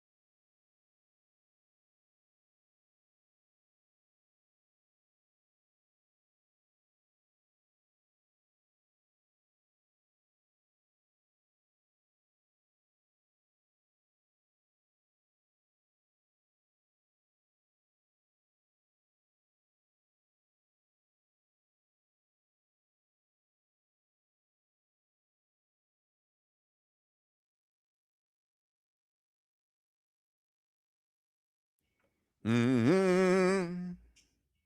Mm-hmm. Know who this is, Solana? This is ludicrous. No. Unless he samples this somewhere. No, he does not. Who's this? Blackstreet? Yes, it is. This is your era. How do you even know that? I don't know. I'm telling you, my brain works in such a weird way with music that I wish I had that knowledge for sports or actually like useful stuff. Right. How do I know that's Blackstreet? What makes even less sense is that nobody knows who Blackstreet is. Correct. That one song. That's it. That's it. That's it. That's it. And what's that from? 97? Sounds about right. 99? I mean, why should I know that? Why is my brain why is space in my brain being used for that? Why is space in our music catalog being used on that song? And why is it being played diggity, on our no diggity, show? no doubt? That's Stop. a great song. That's not a great song. That Stop is a it. great song. That's a great song. With Dr. I'm Dre. Yeah, I'm with you, Jimmy. How dare you? That's insulting. 15 minutes of heat on WQAM is sponsored by Doral Kia, home of the Pricito, our lowest price. Visit them at Doral Kia or DoralKia.com. Would you like to guess the line on tonight's game? You will be at the Kaseya Center. I know you're suffering from a headache right now. That's no fun to go to a stadium, but I did give you a little medicine that I think is going to help you out. You did. It's called Vicodin. But you will be there preheat tonight. What, 6:15? Yeah, 6:15. What do you think the line is tonight? Denver in Miami. Can I double check really quickly to see if there's any update Sure. on Bam Adebayo? Absolutely. He's probable, but now the NBA is posting injury reports every 30 minutes throughout the day. Bam does have a point prop Yeah. on the Hard Rock app. Because there was one just released again at 4 o'clock. So let me just see, double check. Bam, still probable. I think he's going to end up playing tonight. All right. Denver by 1 million. No, Denver minus 4.5. Denver -2. Okay. Denver -2. Okay. Remember, they're without Aaron Gordon. Right. No Cam Johnson either, and no Christian Brown. But my guy, Tim Hardaway Jr., who, if he had more minutes during that NBA Finals, Jokic tonight. You want to guess? Over under Jokic points. 24.5. 30.5. Jesus Christ, man. Can you imagine that being? Didn't he put up 50 plus this weekend? Yeah. He had a triple double. They lost to Orlando. He had a triple double though. That was just absurd, man. But like, it's not even absurd. It's just what he does. It's what he does. It's crazy. Over under Jamal Murray? 23.5. 26.5. Damn. How about No, he's going up against Davion Mitchell. How about Davion Mitchell? Over under. Points? Yeah. 11.5. 8.5. How about Norman Powell? 24.5. 23.5. Yep. Bam, if he plays. 16.5. 18.5. Mm-hmm. Jaime Jaquez Jr., 15.5. Andrew Wiggins. He's been hooping. 16.5. 15.5. Okay. Khalil Ware. 13.5. 12.5. How about my guy, Tim Hardaway Jr.? Tim Hardaway Jr., 11.5. 16.5. Under. Under. How about my guy, Bruce Brown? 11.5. 8.5. Jonas Valanciunas is on Denver. He is. I didn't know he was still in the league. Jonas Valanciunas. That was a big get for them. 7.5. He's got the best job in the league. Think about that. You back up the Joker. Yeah. If they lose, it's never going to be his fault. Right. And you're guaranteed maybe, 14 minutes a game. And you just got to come in and just be okay because, the Joker is going to clean it up anyways. Jokic tonight to get a double-double. What do you think the odds are? Minus 10,000. Minus 2,200. So for those of you who don't gamble, if you think Jokic is going to get a double-double tonight, you would have to risk $2,200 to win $100. Jimmy, would you risk $2,200 to win $100 for Jokic to get a double-double tonight? Of course. Be crazy not to. Free money. Is it, though? No. How about Bam, double-double? Minus 150. Even money, plus 100. Wow. How about Jokic triple-double? Minus. Which is crazy. Just Yeah. to say minus after a triple-double is crazy. New era in the NBA, man. Minus 400? Minus 180. Let me see what Josh Giddey is triple-double tonight. It's got to be plus, right? Like, he hasn't been on a Yeah, triple-double he's not been on a tear. Giddey tonight, double-double is minus 125. That Just to makes give sense. you, Giddey's a double-double machine. Jokic is minus 2,200. You'd have to bet $2,200 to win $100. Giddey, who has been a double-double machine this season, is minus 125. So you'd have to bet $125 to win 100. To win 100. Yeah. The thing is, he's going to get a double-double. The reason why you don't bet that is could enter the game and in 5 minutes rolls ankle and he's out of the game. But that's the beauty of the Hard Rock app, which has injury insurance now. So if you're out in the first half, you get your bet back as a bonus bet. It might be worth laying the 2,200. I'm not even kidding. Like, if you just want $100, you want $100, lay 2,200. He's going to get a double-double. Josh Giddey, triple-double tonight. Plus 180. 475. Yeah. Plus 475. That's more like it. Rudy Gobert, that's who the Bulls are playing. Rudy Gobert, double-double. Minus 190? Minus 130. Well, You see what Anthony Edwards said over the weekend? no. They lost a game, and they were asking him about, the poor play from the Timberwolves and something about effort, I believe. And he basically said, I don't know. I guess that's just Timberwolves basketball. So, Tobin's bringing out the harpoons and So we're going to get Anthony Edwards, Giannis. Trae Young, Giannis. That's our big three. Maybe Richesay. You trade for Trae Young? You'd have to give up. Here's the thing. You'd have to give up Tyler, I guess. And I like him. I kind of feel like he's been exposed by now. Like, I kind of feel like you've seen what Trae Young can do. He certainly can't lead a team anywhere. Well, I was going to say. But could he be a good 3? 2 or 3? Like, has he ever played with somebody as good as Bam Adebayo? Right. He's not a 1. Or he's a 1 on a middling team. Yeah, right. Yeah, Right. I mean, they're the Hawks. He's not. Yeah. They're the Hawks. Yeah. Yeah. He's definitely not a 1. By the way, the stat line against Minnesota for the Joker, 43 minutes. That game went into overtime. They won. 56 points, 16 rebounds, 15 assists. And before the post-game press conference, he got a fade. Literally had that stat line, got a haircut, and then went and talked to the media after. Smart move. The haircut part? Yeah. I want to play for you, by the way. I meant to get it for 15 minutes of heat, and I totally forgot because of the Dolphins game. But I delivered my Mount Rushmore of things and people from Sweden on the Miami Heat radio broadcast for Jason Jackson. Interesting. For Pelle Larsson? For Pelle Larsson. And I gave you a shout-out as well. So let me think about this. Mm-hmm. Mount Rushmore of things from Sweden. Things or people from Sweden. Can I just say blonde women? You can say blonde women. Because Sweden has the most beautiful blonde women on the planet. That's pretty accurate. Right? Yeah. Pretty accurate. Was that on your Mount Rushmore? That's a little too risque for the Miami Heat audio experience. A bit too risque. Yeah, understood. Yeah. What else is from Sweden? Swedish fish. Did not make my Mount Rushmore. Well, I mean, then how's that even possible? Did not make my Mount Rushmore. You know how I feel about Swedish fish? No, I don't. Not good. Awful. What? Literally, anytime as a kid, you would get Swedish fish in your Halloween candy bag, you just throw it out. Are you kidding me? You don't like Swedish fish. Everybody loves Swedish fish. Nobody likes Swedish fish. This is insanity. There's never been a moment wwhere somebody walks into the candy aisle and you know what? Man, I'm really feeling like having some Swedish fish. I absolutely buy Swedish fish. No, if you I'm don't. at CVS and I'm looking for something sweet, that's what I'll get. No, you don't. 100%. You walk into CVS Yeah. and you have a sweet tooth. You're like, man, I could use a little candy. Yeah. Let me walk out of here with Swedish fish. Yes. Do you know what Swedish fish are? No. The little red candies that look like Yeah, fish. They're gummies. Awful. Wow. Awful. You're an They idiot. are awful. You're both idiots. So, my Mount Rushmore. Already, you don't have blonde women on there? No, Or Swedish fish. I do not. You've got to have IKEA.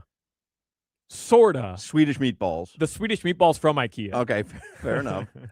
And what would be it can't be Pelle Larsson, right? Well, Pelle Larsson made the Mount Rushmore of things or people from Sweden. That's ridiculous. Did you watch him against the Hawks? I mean, come on. Did you watch him against the Hawks? What are we doing? Did you, though? No. Because he's pretty legit. I don't know if you've been paying attention. I wasn't. I heard you talk about him to Samantha last night, so I know you were very excited about it. Yeah, I wasn't thrilled about my appearance on CBS4 yesterday. I'm a little bummed that that's the one that you watch. I mean, you were as long-winded as anyone I have ever heard. Yeah. I feel like Samantha walked out, went shopping in Doral, and came back, and you were just finishing up your take on the Heat. I was very bummed that when you said you revealed you watched me on CBS4 yesterday, I said, damn, because, I go on every Sunday. Yeah. You never tell me you watch. Right. And that's the one that you watch. And I walked out of that Did you have taping yesterday, and I tell Valentina, I said, man, I feel like I want to tape that again because it just wasn't a good appearance. And, of course, that's the one that you watch. Did you have your pickleball medals in the background? That's my setup at home. God. Those are first-place medals, Hoch. Pickleball. You saw I have 3 of them. Medals. 3 of them. I saw them beautifully arranged. Uh-huh. You had pickleball medals. And why are you wearing wired headphones on a television appearance? Why not? Because it's a little radio-ish. It's fine. I'm from Heat Radio. That's how they introduced me. I work in radio. There's nothing wrong what's with your that. Mount Rushmore of Sweden? ABBA. Oh, that's a great one. Swedish supergroup. The Swedish meatballs at IKEA. Good. Pelle Larsson. Nah. And Bjorn Borg. I loved Bjorn Borg. The late, great Bjorn Borg. That's a solid Mount Rushmore. My childhood of Bjorn Borg and Jimmy Connors and John McEnroe. That's when tennis was great. Some might call that, a smorgasbord of things from Sweden. It is a smorgasbord. Smorgasbord. Yeah, a lot of people think it's a smorgasbord. Smorgasbord. Like you said, but it's a smorgasbord. Huh. Yeah. Anyway, let's get to headlines here with Alejandro Solana, a man who does not like Swedish fish. Yeah, nobody does, Hoch. Everyone loves them. I promise you, nobody likes Swedish fish. Man, that's crazy. I will bet anything you want that Don Bailey Jr. does not like Swedish fish. I don't think he knows what they are. Doesn't strike me as a candy guy, DBJ. I think he's like an old candy guy. Like 100-gram bar? You like those, too. I don't even consider those old. I'm thinking more like a chunky. Have you ever had a chunky? Never heard Never of had a chunky? Never heard of a chunky. That's crazy. Wow, no Gustav Forsling on your list. No Gustav Forsling, damn. No Swedish chef? Oh, Bergie. Your list was terrible. I hope Jax called you out. No love for Pelle Larsson, huh? That's crazy. I mean, not yet. That's crazy, man. Do it in the playoffs. The Heat are literally dependent on Pelle Larsson being available right now. Right. They're 13-6 this year when he's in the starting lineup. They had lost 9 of 11, 8 of 9. He missed most of those games. He comes back, you're on a 2-0 winning streak. This dude's legit. All right. Might have to give him the max. The Miami Dolphins might have to give Quinn Ewers the max. Okay.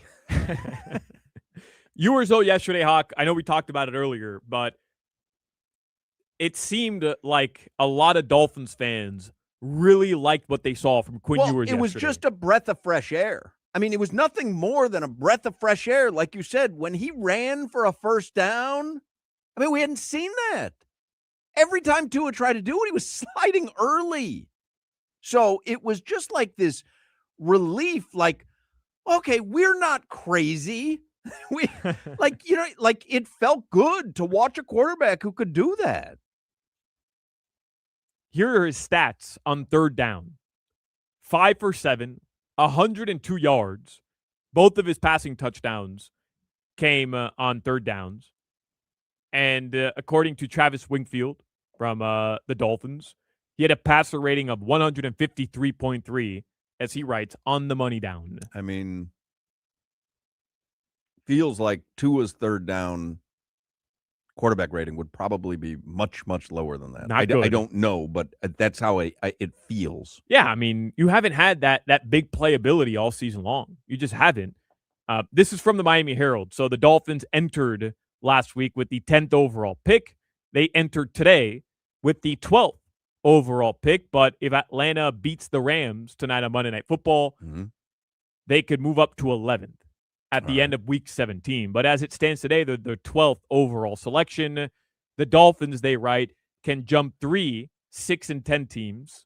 Number 8, New Orleans. Number 9, Kansas City. Number 10, Cincinnati. If Miami loses at the Patriots and the Saints beat the Falcons, the Chiefs beat the Raiders, and the Bengals beat the Browns, it doesn't feel fair that the Kansas City Chiefs will draft higher than the Miami Dolphins this year. Yeah. It doesn't feel fair. And Barry Jackson also writes, Miami is positioned to draft ahead of all 3 of those teams if they have the same record, because their opponents have a worse cumulative record than the Saints, Chiefs, and Bengals opponents. All right. Powered right through that one. And the Raiders, we were all rooting for you. The Raiders have now lost, or now have an 80% chance to land the number 1 overall selection. The Raiders in the 2026 NFL draft. Omar was saying that Pete Carroll might be gone after the season. I would be very surprised if he was still here next season. I think his coaching days are behind him. I don't think any team would give him another chance, and I think that would be it. You wouldn't want Pete Carroll down here? No. But isn't that the absolute opposite of everything that the Dolphins have hired? Because I was telling Tobin on Game Day Uncensored yesterday. But it seemed like this season, like the league had just passed him by, that he didn't have magic. Sparano, Philbin, Gase, Flores, then Mike McDaniel. Your last 5 head coaches have all been these cutesy coordinators. And I think Sparano wasn't cutesy. Sparano was like a man's man. But they've all been these coordinators enough. If you're going to fire Mike McDaniel, go get me the opposite of Mike McDaniel. Go get me somebody with a proven track record at the head coaching position. But why would you take someone who's coming off the worst season in the NFL this season? No, I'm not telling you. I'm not advocating for Pete Carroll. I'm just saying he falls under that category of the opposite of Mike McDaniel. Yes. Agreed. Also, the Raiders are a dumpster fire. True. Some would say the Dolphins are a dumpster fire. But Pete Carroll didn't do anything to elevate them. Nothing. Boy, that's a squeaky chair. It is. It's crazy.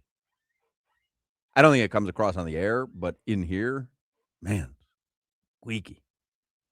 Should I change it? Doesn't matter. Who cares? Nobody's listening. It's the holidays. Is anyone listening? I'm not. You think there's people listening today, Jimmy? I don't know. I wasn't listening. So tonight in the NFL, Falcons-Rams, Monday Night Football. The Rams are a 7-point favorite. It's funny how we spent so much time talking about whether or not the Falcons winning out actually factors into next Saturday's game between the Buccaneers and the Falcons without realizing the Falcons are not going to win today against the Los Angeles Rams. It's Shouldn't happen. Shouldn't happen. Even though Cleveland, I don't think anybody was really giving them a shot to beat the Steelers. What the hell happened to the Steelers yesterday? So somebody puts on the chat, we are here, Hawk. But why, I guess? I know there's people listening because I see the texts and then I see the chats and whatever. But why? What on earth is going on? This is a week that, like, nobody's working. It's 4:22 in the afternoon. What are you doing? They're hardcore listeners, man. They want to hang out. Why are we it for you today? They want to hang out with the boys. They want to talk about my Mount Rushmore of things from Sweden. It's terrible. A lot of people work today, by the way. Yeah, somebody just put up there, I'm at work, Hawk. The Chucksta. I think you're downplaying how many people still work this week. Just because we don't work ever. Well, I think people may have to go to work, but I don't think a lot of work gets done this week, unless you're working in retail. But if you're working in retail, how are you streaming us? There are only 5 quarterbacks in NFL history that have won 13 games in back-to-back seasons. Are you ready for this list? 5 quarterbacks in history who have won 13 games in back-to-back seasons. Are you ready for the list? Can I guess? You can guess. 13 wins. Well, like Aaron Rodgers has to be on there. Yep. Patrick Mahomes has to be on there. Nope. No? He is not. Peyton Manning has to be on there. Peyton Manning is. Tom Brady has to be on there. So is that's on there. 3 of them, right? Brett Favre. Brett Favre There's is on the 4. list. Who would be the fifth? Is the fifth in our era, or is it super old? The 5th is active right now. A current player. 13 wins in back-to-back seasons. Can't be like Bo Nix or something. Not Bo Nix. You're getting warmer. I mean though. that it can't be Trevor Lawrence. They don't have that many wins. No. Who Russell is it? Wilson? Not Russell Wilson. Well, he's active right now. He said. Technically, Russ is on a team, right? That's what I mean. Spit it out, Jimmy. Those are crazy sounds you're making. You're like, oh, Phillip Rivers? Not Phillip Rivers. No, I'm looking at the chatters. That entire experiment, by the way, kind of came crashing I down loved it. yesterday. I thought it was great. Who is it? Sam Darnold. Sam Darnold. I would not have gotten that. Last year with the Vikings. Yeah. And remember, they had a chance to clinch the 1 seed last year in Minnesota, and they got rocked. He's going to have the same opportunity, but they clinched 13 wins yesterday. Seattle did with a victory. Sam Darnold on a list with Brady, Manning, Favre, and Aaron Rodgers. Illist 954 riding around listening on radio doing DoorDash. You, sir or ma'am, are doing the Lord's work. God bless you. I love DoorDash drivers and Uber Eats drivers. I mean, you are doing the Lord's work. Get Hoch as a customer. He will tip you very well. I went out. I texted Coach Larinaga this weekend. I went out with my wife and son. We went to Patsy's Pizza in Boca. The bill was $99, and I tipped $45. Oh, my God. And Larinaga almost fell out of his chair when I showed him the receipt. That's like a 50% tip. I'm very aware. Yeah. You know that, right? Yeah. Yesterday, I went to dinner.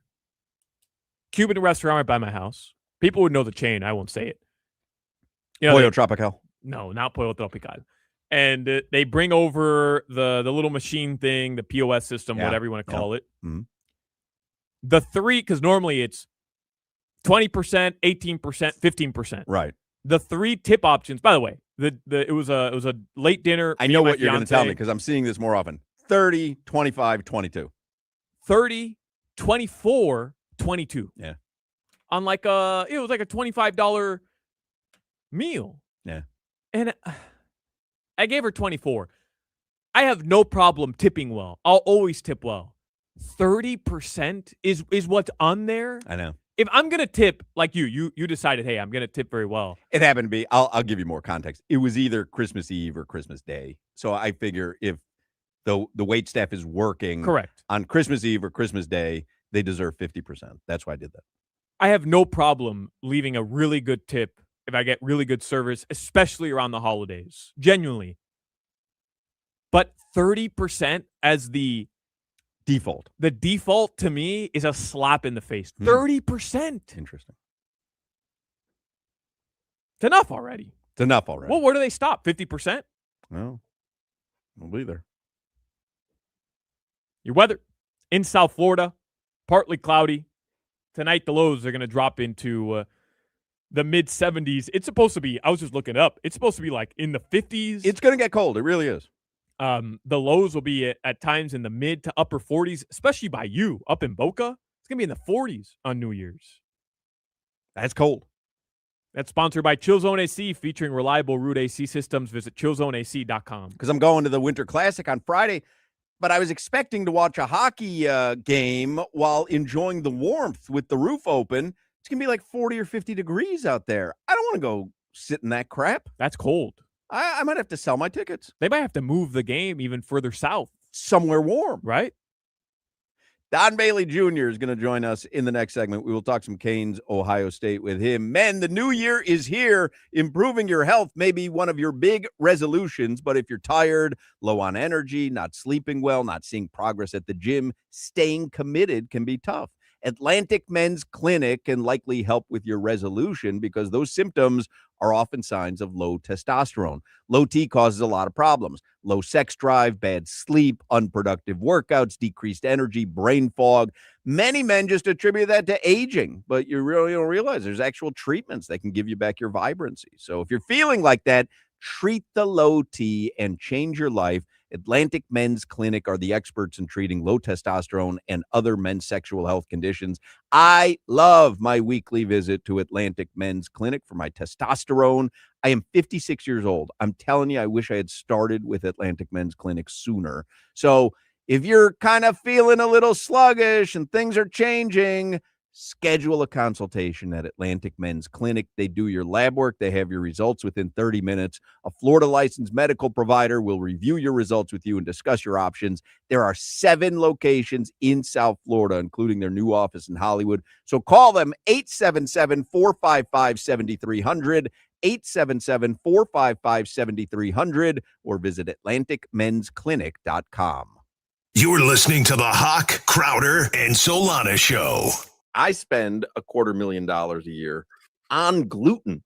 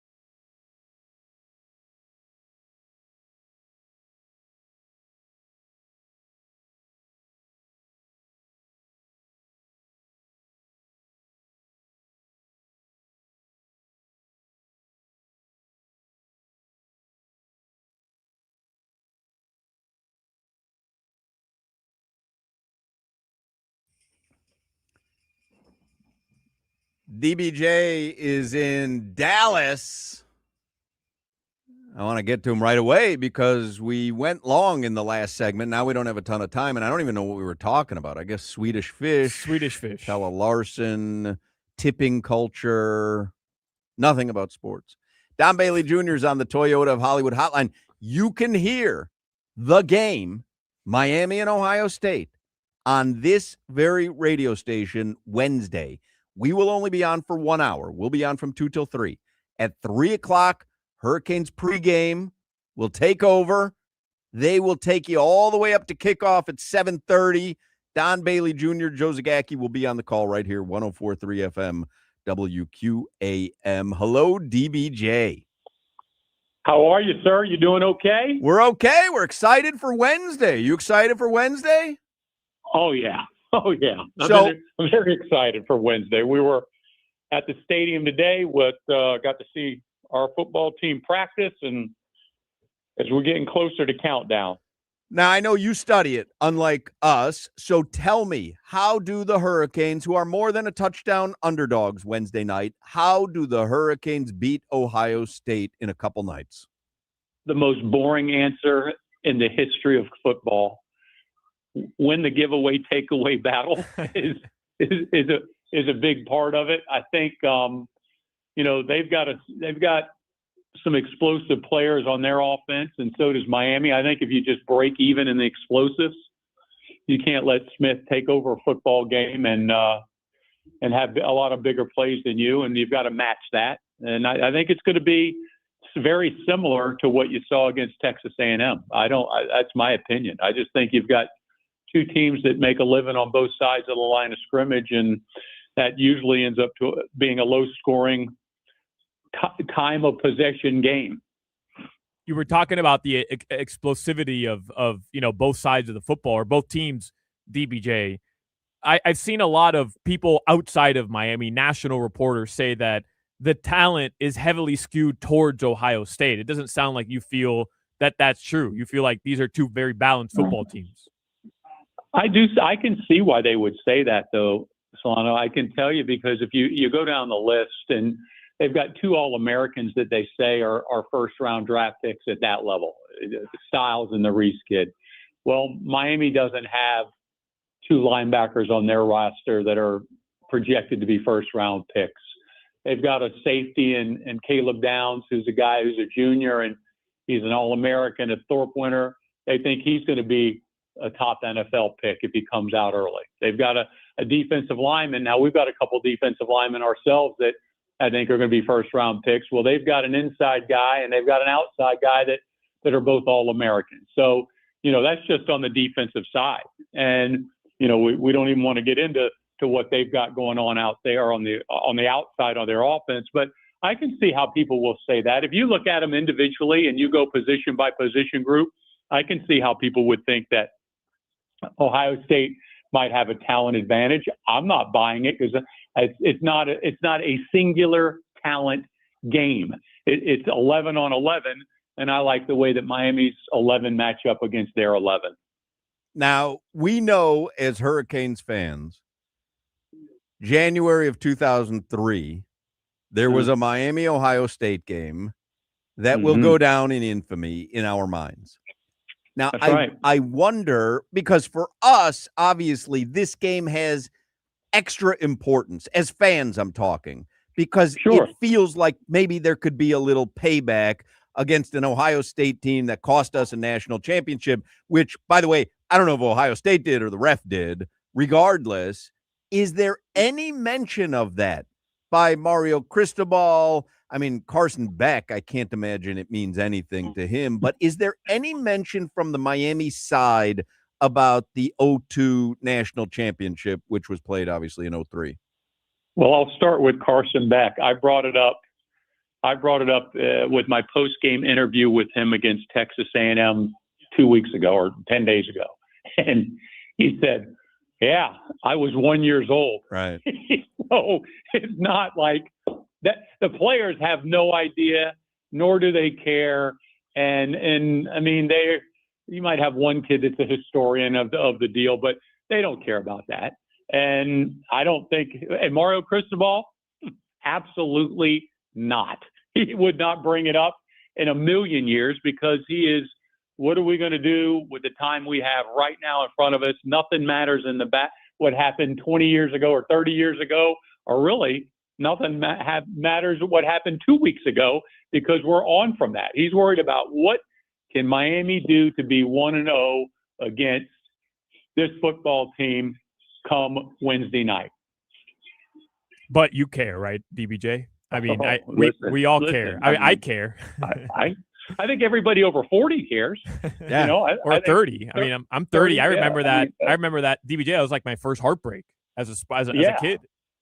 Well, I mean, it's a heartbreak that I haven't gotten over. And you look at the two programs, a lot of people want to say that it affected Miami in a negative fashion, that they haven't gotten over it yet. Well, I don't want to let Ohio State feel that they had that much of an impact on us, because that's not the case. But I think it makes for a great story.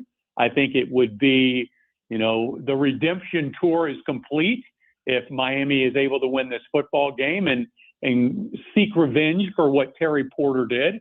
So there's a lot to it. I mean, every game needs a story, and that's a good story for this game. I mean, it would exercise a demon, right? If they were able to beat Ohio State in this game, it would exercise a demon that has been in our lives for over 2 decades.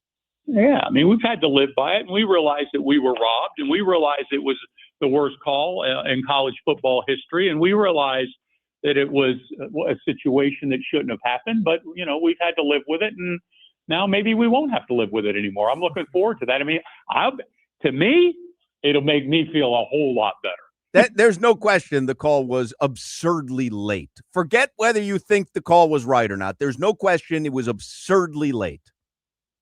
Late. We were calling the victory. Yeah. Do you know what I mean? I mean, I think if you go back and you listen to the tape, I think we have it. Do we have it? Hey, let's play this first. Is this the radio call, Jimmy? It is. This is the radio call? Yeah, I'm just grabbing it right now. All right, we're going to play this. Let's listen to this with you, DBJ, because I think Victor Bermudez made sure that we had this audio. Victor Bermudez, obviously, has been working on this broadcast forever, and he does such a fantastic job as executive producer. He made sure that we have everything. Here it is. This is the radio call of that 03 Fiesta Bowl. Championship on the line right here on 4th down. Everybody on their feet. Here we go. 4th down and 3. Krenzel's shotgun. Here's the snap. Here comes the blitz. He throws. It is knocked away. Knocked away. Miami wins the national championship. But there's a flag. Oh, there's a flag. They have stormed the field. There's a flag down in the right corner. Miami has stormed the field, and they throw a flag. They've got to get back. It's not over yet. Hold on. I've never seen anything like this. I want this man's home address. Through this flag. You've got to be kidding me. A flag on the play. Here we go. Come on! It is not over yet. You were pissed. That flag came in late on 4th down for the title. Are you kidding me? In the right corner. Both guys go for the ball. Glenn Sharp was there. Oh, you've got to be kidding me. And now Ohio State gets a 1st and goal at the 2. Perfectly executed blitz by the Miami defense. What a great call. But he calls interference with the game hanging in the balance. The ball hit him in the hands. And now Ohio State has it at the 2-yard line. False alarm. Boy, that was a late flag, too. Snap out of it, Glenn Sharp. You might need to get back in this ball game and make a play. Man, you were angry. Still angry. Yeah. Cost me a lot of money in treatment, and I still can't get over it. Somebody puts on the chat, haven't we beaten them one time after that with Al Golden? What this crap is We over did. with? Yeah, but it wasn't for a national championship, chat person. There was a little bit more on the line. Yeah, I mean, what are we doing there? Yeah, I want vindication. I do, too. Yeah. All right. Well, Don Bailey Jr., we're not going to give you any calls. If you want to do electric slide, work it in. But this game is of such magnitude that we want you to be able to just focus on the broadcast. You got it, man. And I hope I'm talking to you next week and we're getting ready to play getting ready to play either, I guess it's Ole Miss or them Georgia Bulldogs, one or the How other. great would that be? DBJ, I think, where Yes, where did the call you had for the Malachi Tony touchdown where you said Yeah. El Niño Jesus? Where did You said mucho gracias. mucho gracias, El Niño Mucho. Jesus? Where did that come from? So I have my sales manager, Javier Rivera. He's Rivera. He said to me, we're talking about it. And he's a bigger Hurricane fan than I am. And we start talking about it, and he wants to talk about Malachi. And I don't know, baby Jesus came up. Like that was it, what they said. And I had thought about it, using the Spanish version of that, I don't know, a month or two ago. And I just threw it out to him, and he gave me the perfect translation for it. And I've been sitting on that for about 2 or 3, maybe 4 weeks. I've been sitting on that, waiting for the perfect moment for baby Jesus. And It was perfect. Sure enough, he gave it to us. It was He gave it. perfect. Nice job, DBJ. Well, enjoy Yeah. Dallas. Enjoy Wednesday night. We will be listening again. Pre-game coverage begins at 3 p.m. Wednesday here on 104.3 FM WQAM. Game kicks off around 7:30. Joe Zagacki, Don Bailey Jr., Josh Darrow will be on the call. All executive produced by Victor Bermudez. It is going to be one hell of a listen on Wednesday night. Thank you, DBJ. Enjoy your New Year's Eve. And hopefully, like you said, we'll be talking to you to prepare for the next game. You got it, guys. And wish you a happy new year. And thank you for everything. We appreciate it. Love you, brother. Love you guys. See ya. There you go. Don Bailey Jr. We've got the 5 o'clock Funky Buddha happy hour coming up next. Do not go anywhere. This is Hoch, Crowder, and Solana. I think we need to implement every day on this show 4 o'clock, clotted butter, and scone.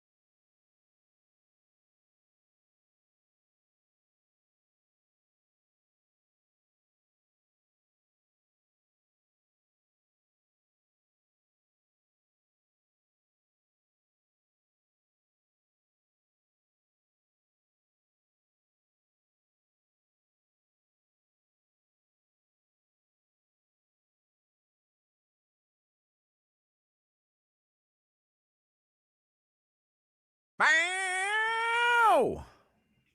Yeah! Little Earth, Wind, and Fire for the 5 o'clock Funky Buddha Happy Hour. Brought to you by our friends at Funky Buddha Brewery. Good vibes on tap. Dan Day is going to be at Funky Buddha in Oakland Park tonight. The sun's shining through the window. Solana's got to put the shade down. Solana's got to get out of here anyway. He's got to get to the Kaseya Center. He's got preheat coming up at 6:15. Tonight, Funky Buddha, Oakland Park. Dan Day will be there hosting trivia. You're looking for a fun little Monday night? Head over to Funky Buddha. Let me see what else is going on there. Just checking their Instagram.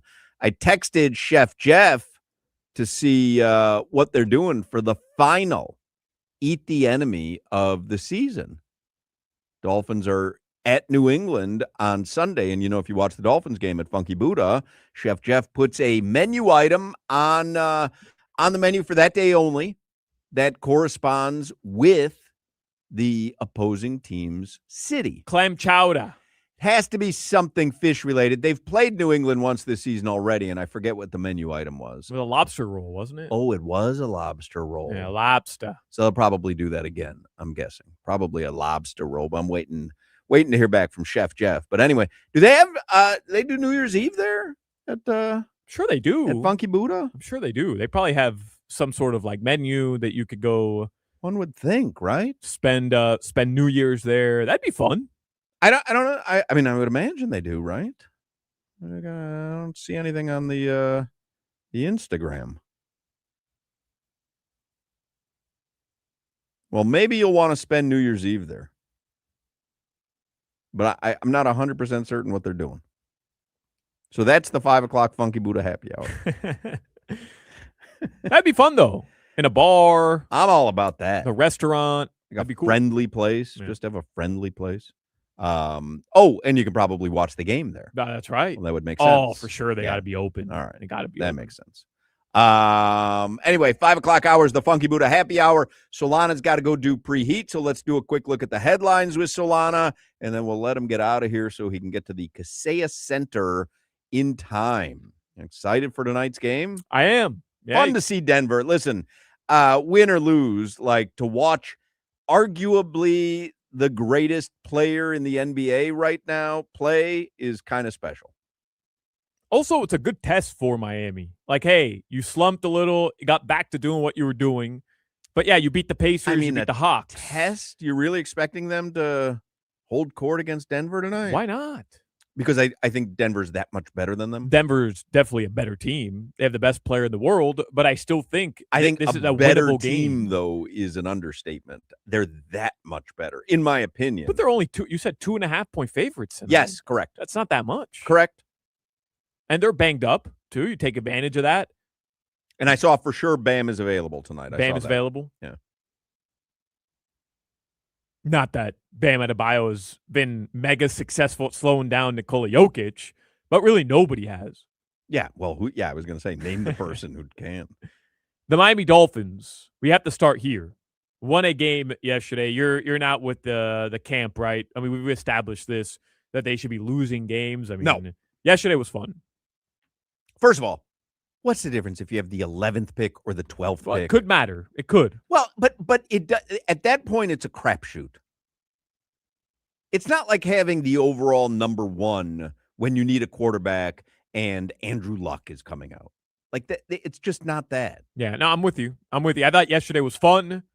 And, Omar, I know he had joined us earlier. We didn't even talk about this, but he had written something where he said the Dolphins, they need a mentality shift. They need like a, I know it's cliche down here because of the heat or whatever, but like a culture change. They need a mentality shift, and losing games on purpose goes against that shift. Would you like to guess what the line is Sunday in New England? Patriots double-digit favorites at home. Patriots are 11-point favorites. They're legit. Oh, my God. They're legit. Any doubts that you had at the beginning of the season, like that team is good. Now, granted, they didn't have a very tough schedule, and I don't know if they're going to be an easy out in the playoffs, but, man, they look good. They lost to the Raiders week 1. Can you believe that? They Did lost they? to the Raiders week 1.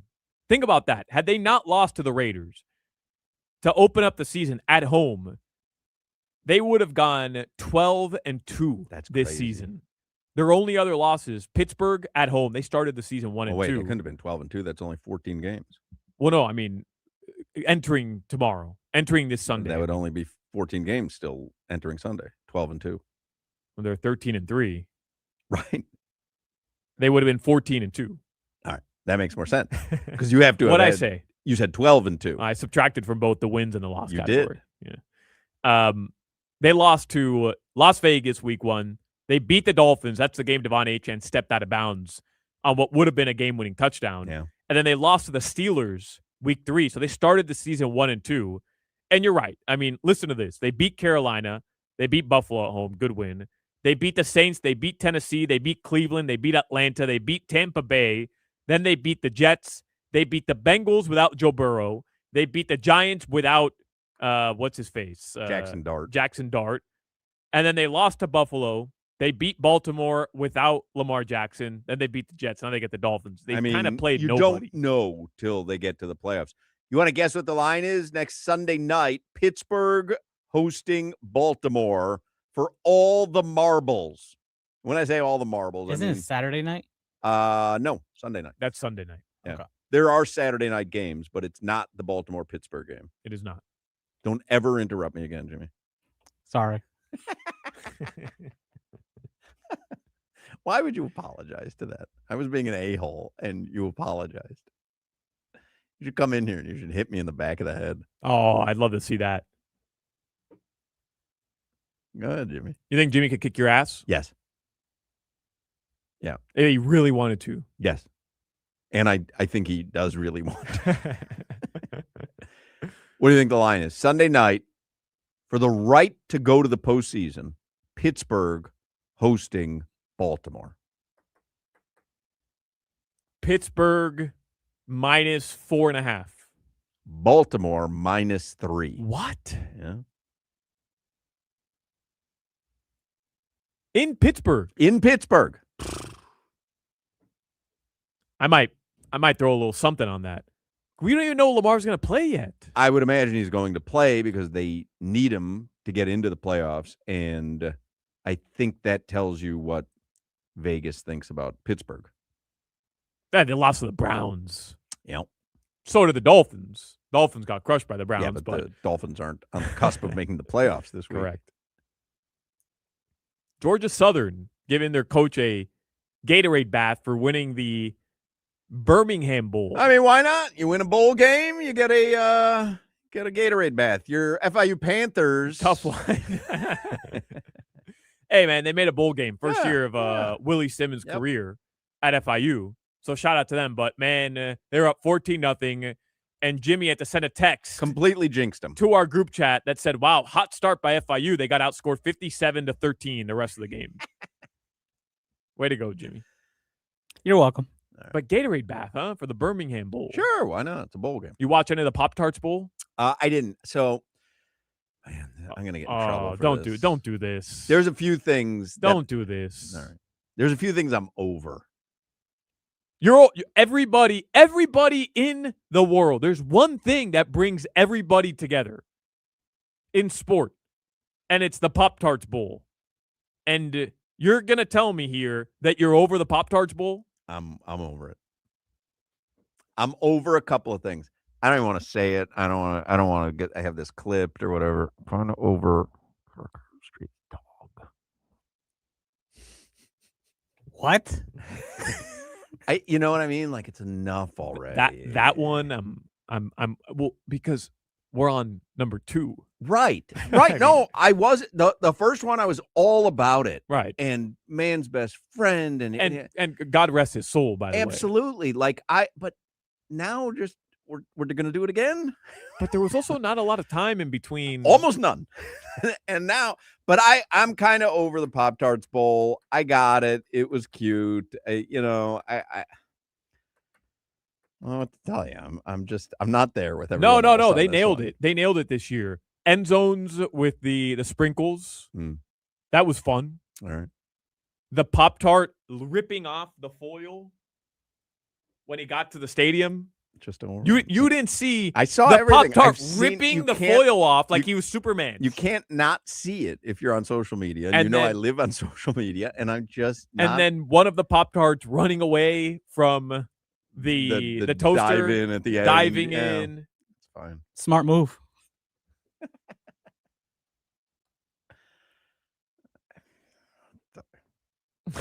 That's crazy, man. That's crazy. The first one, I'm with you. You know, we got you. We got you. At least wait a year. It was touching. It was, but like you can't just replicate that. Like, because how do we know they really have a bond? They don't have a bond yet. I don't know.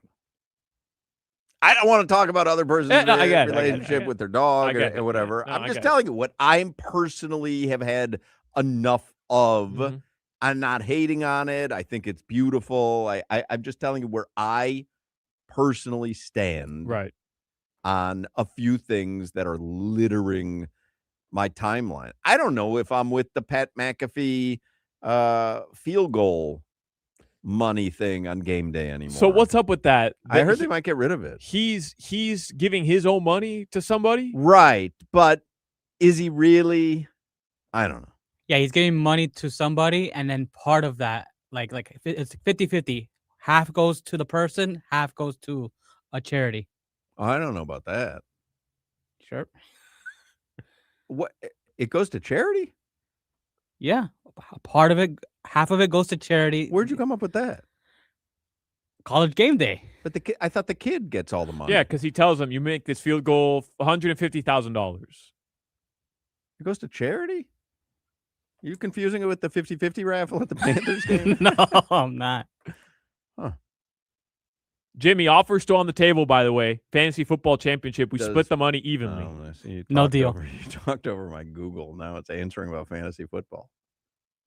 Does half of Pat McAfee's college game day money award for a kid who makes a field goal go to charity? Let's see if that didn't confuse. You talk to Google? Only when I'm doing the show. I don't do talk to text. I don't do any of that stuff. Yes, a significant portion of the winnings from Pat McAfee's college game day kicking contest goes to charity, often splitting the prize money with the student. Wow. I had no idea. Jimmy was right. Get that. Well, then now you have to love it. I mean, just make a donation quietly, McAfee. Well, I see what's happening here. I realize a trend. What is that? You don't know kicking.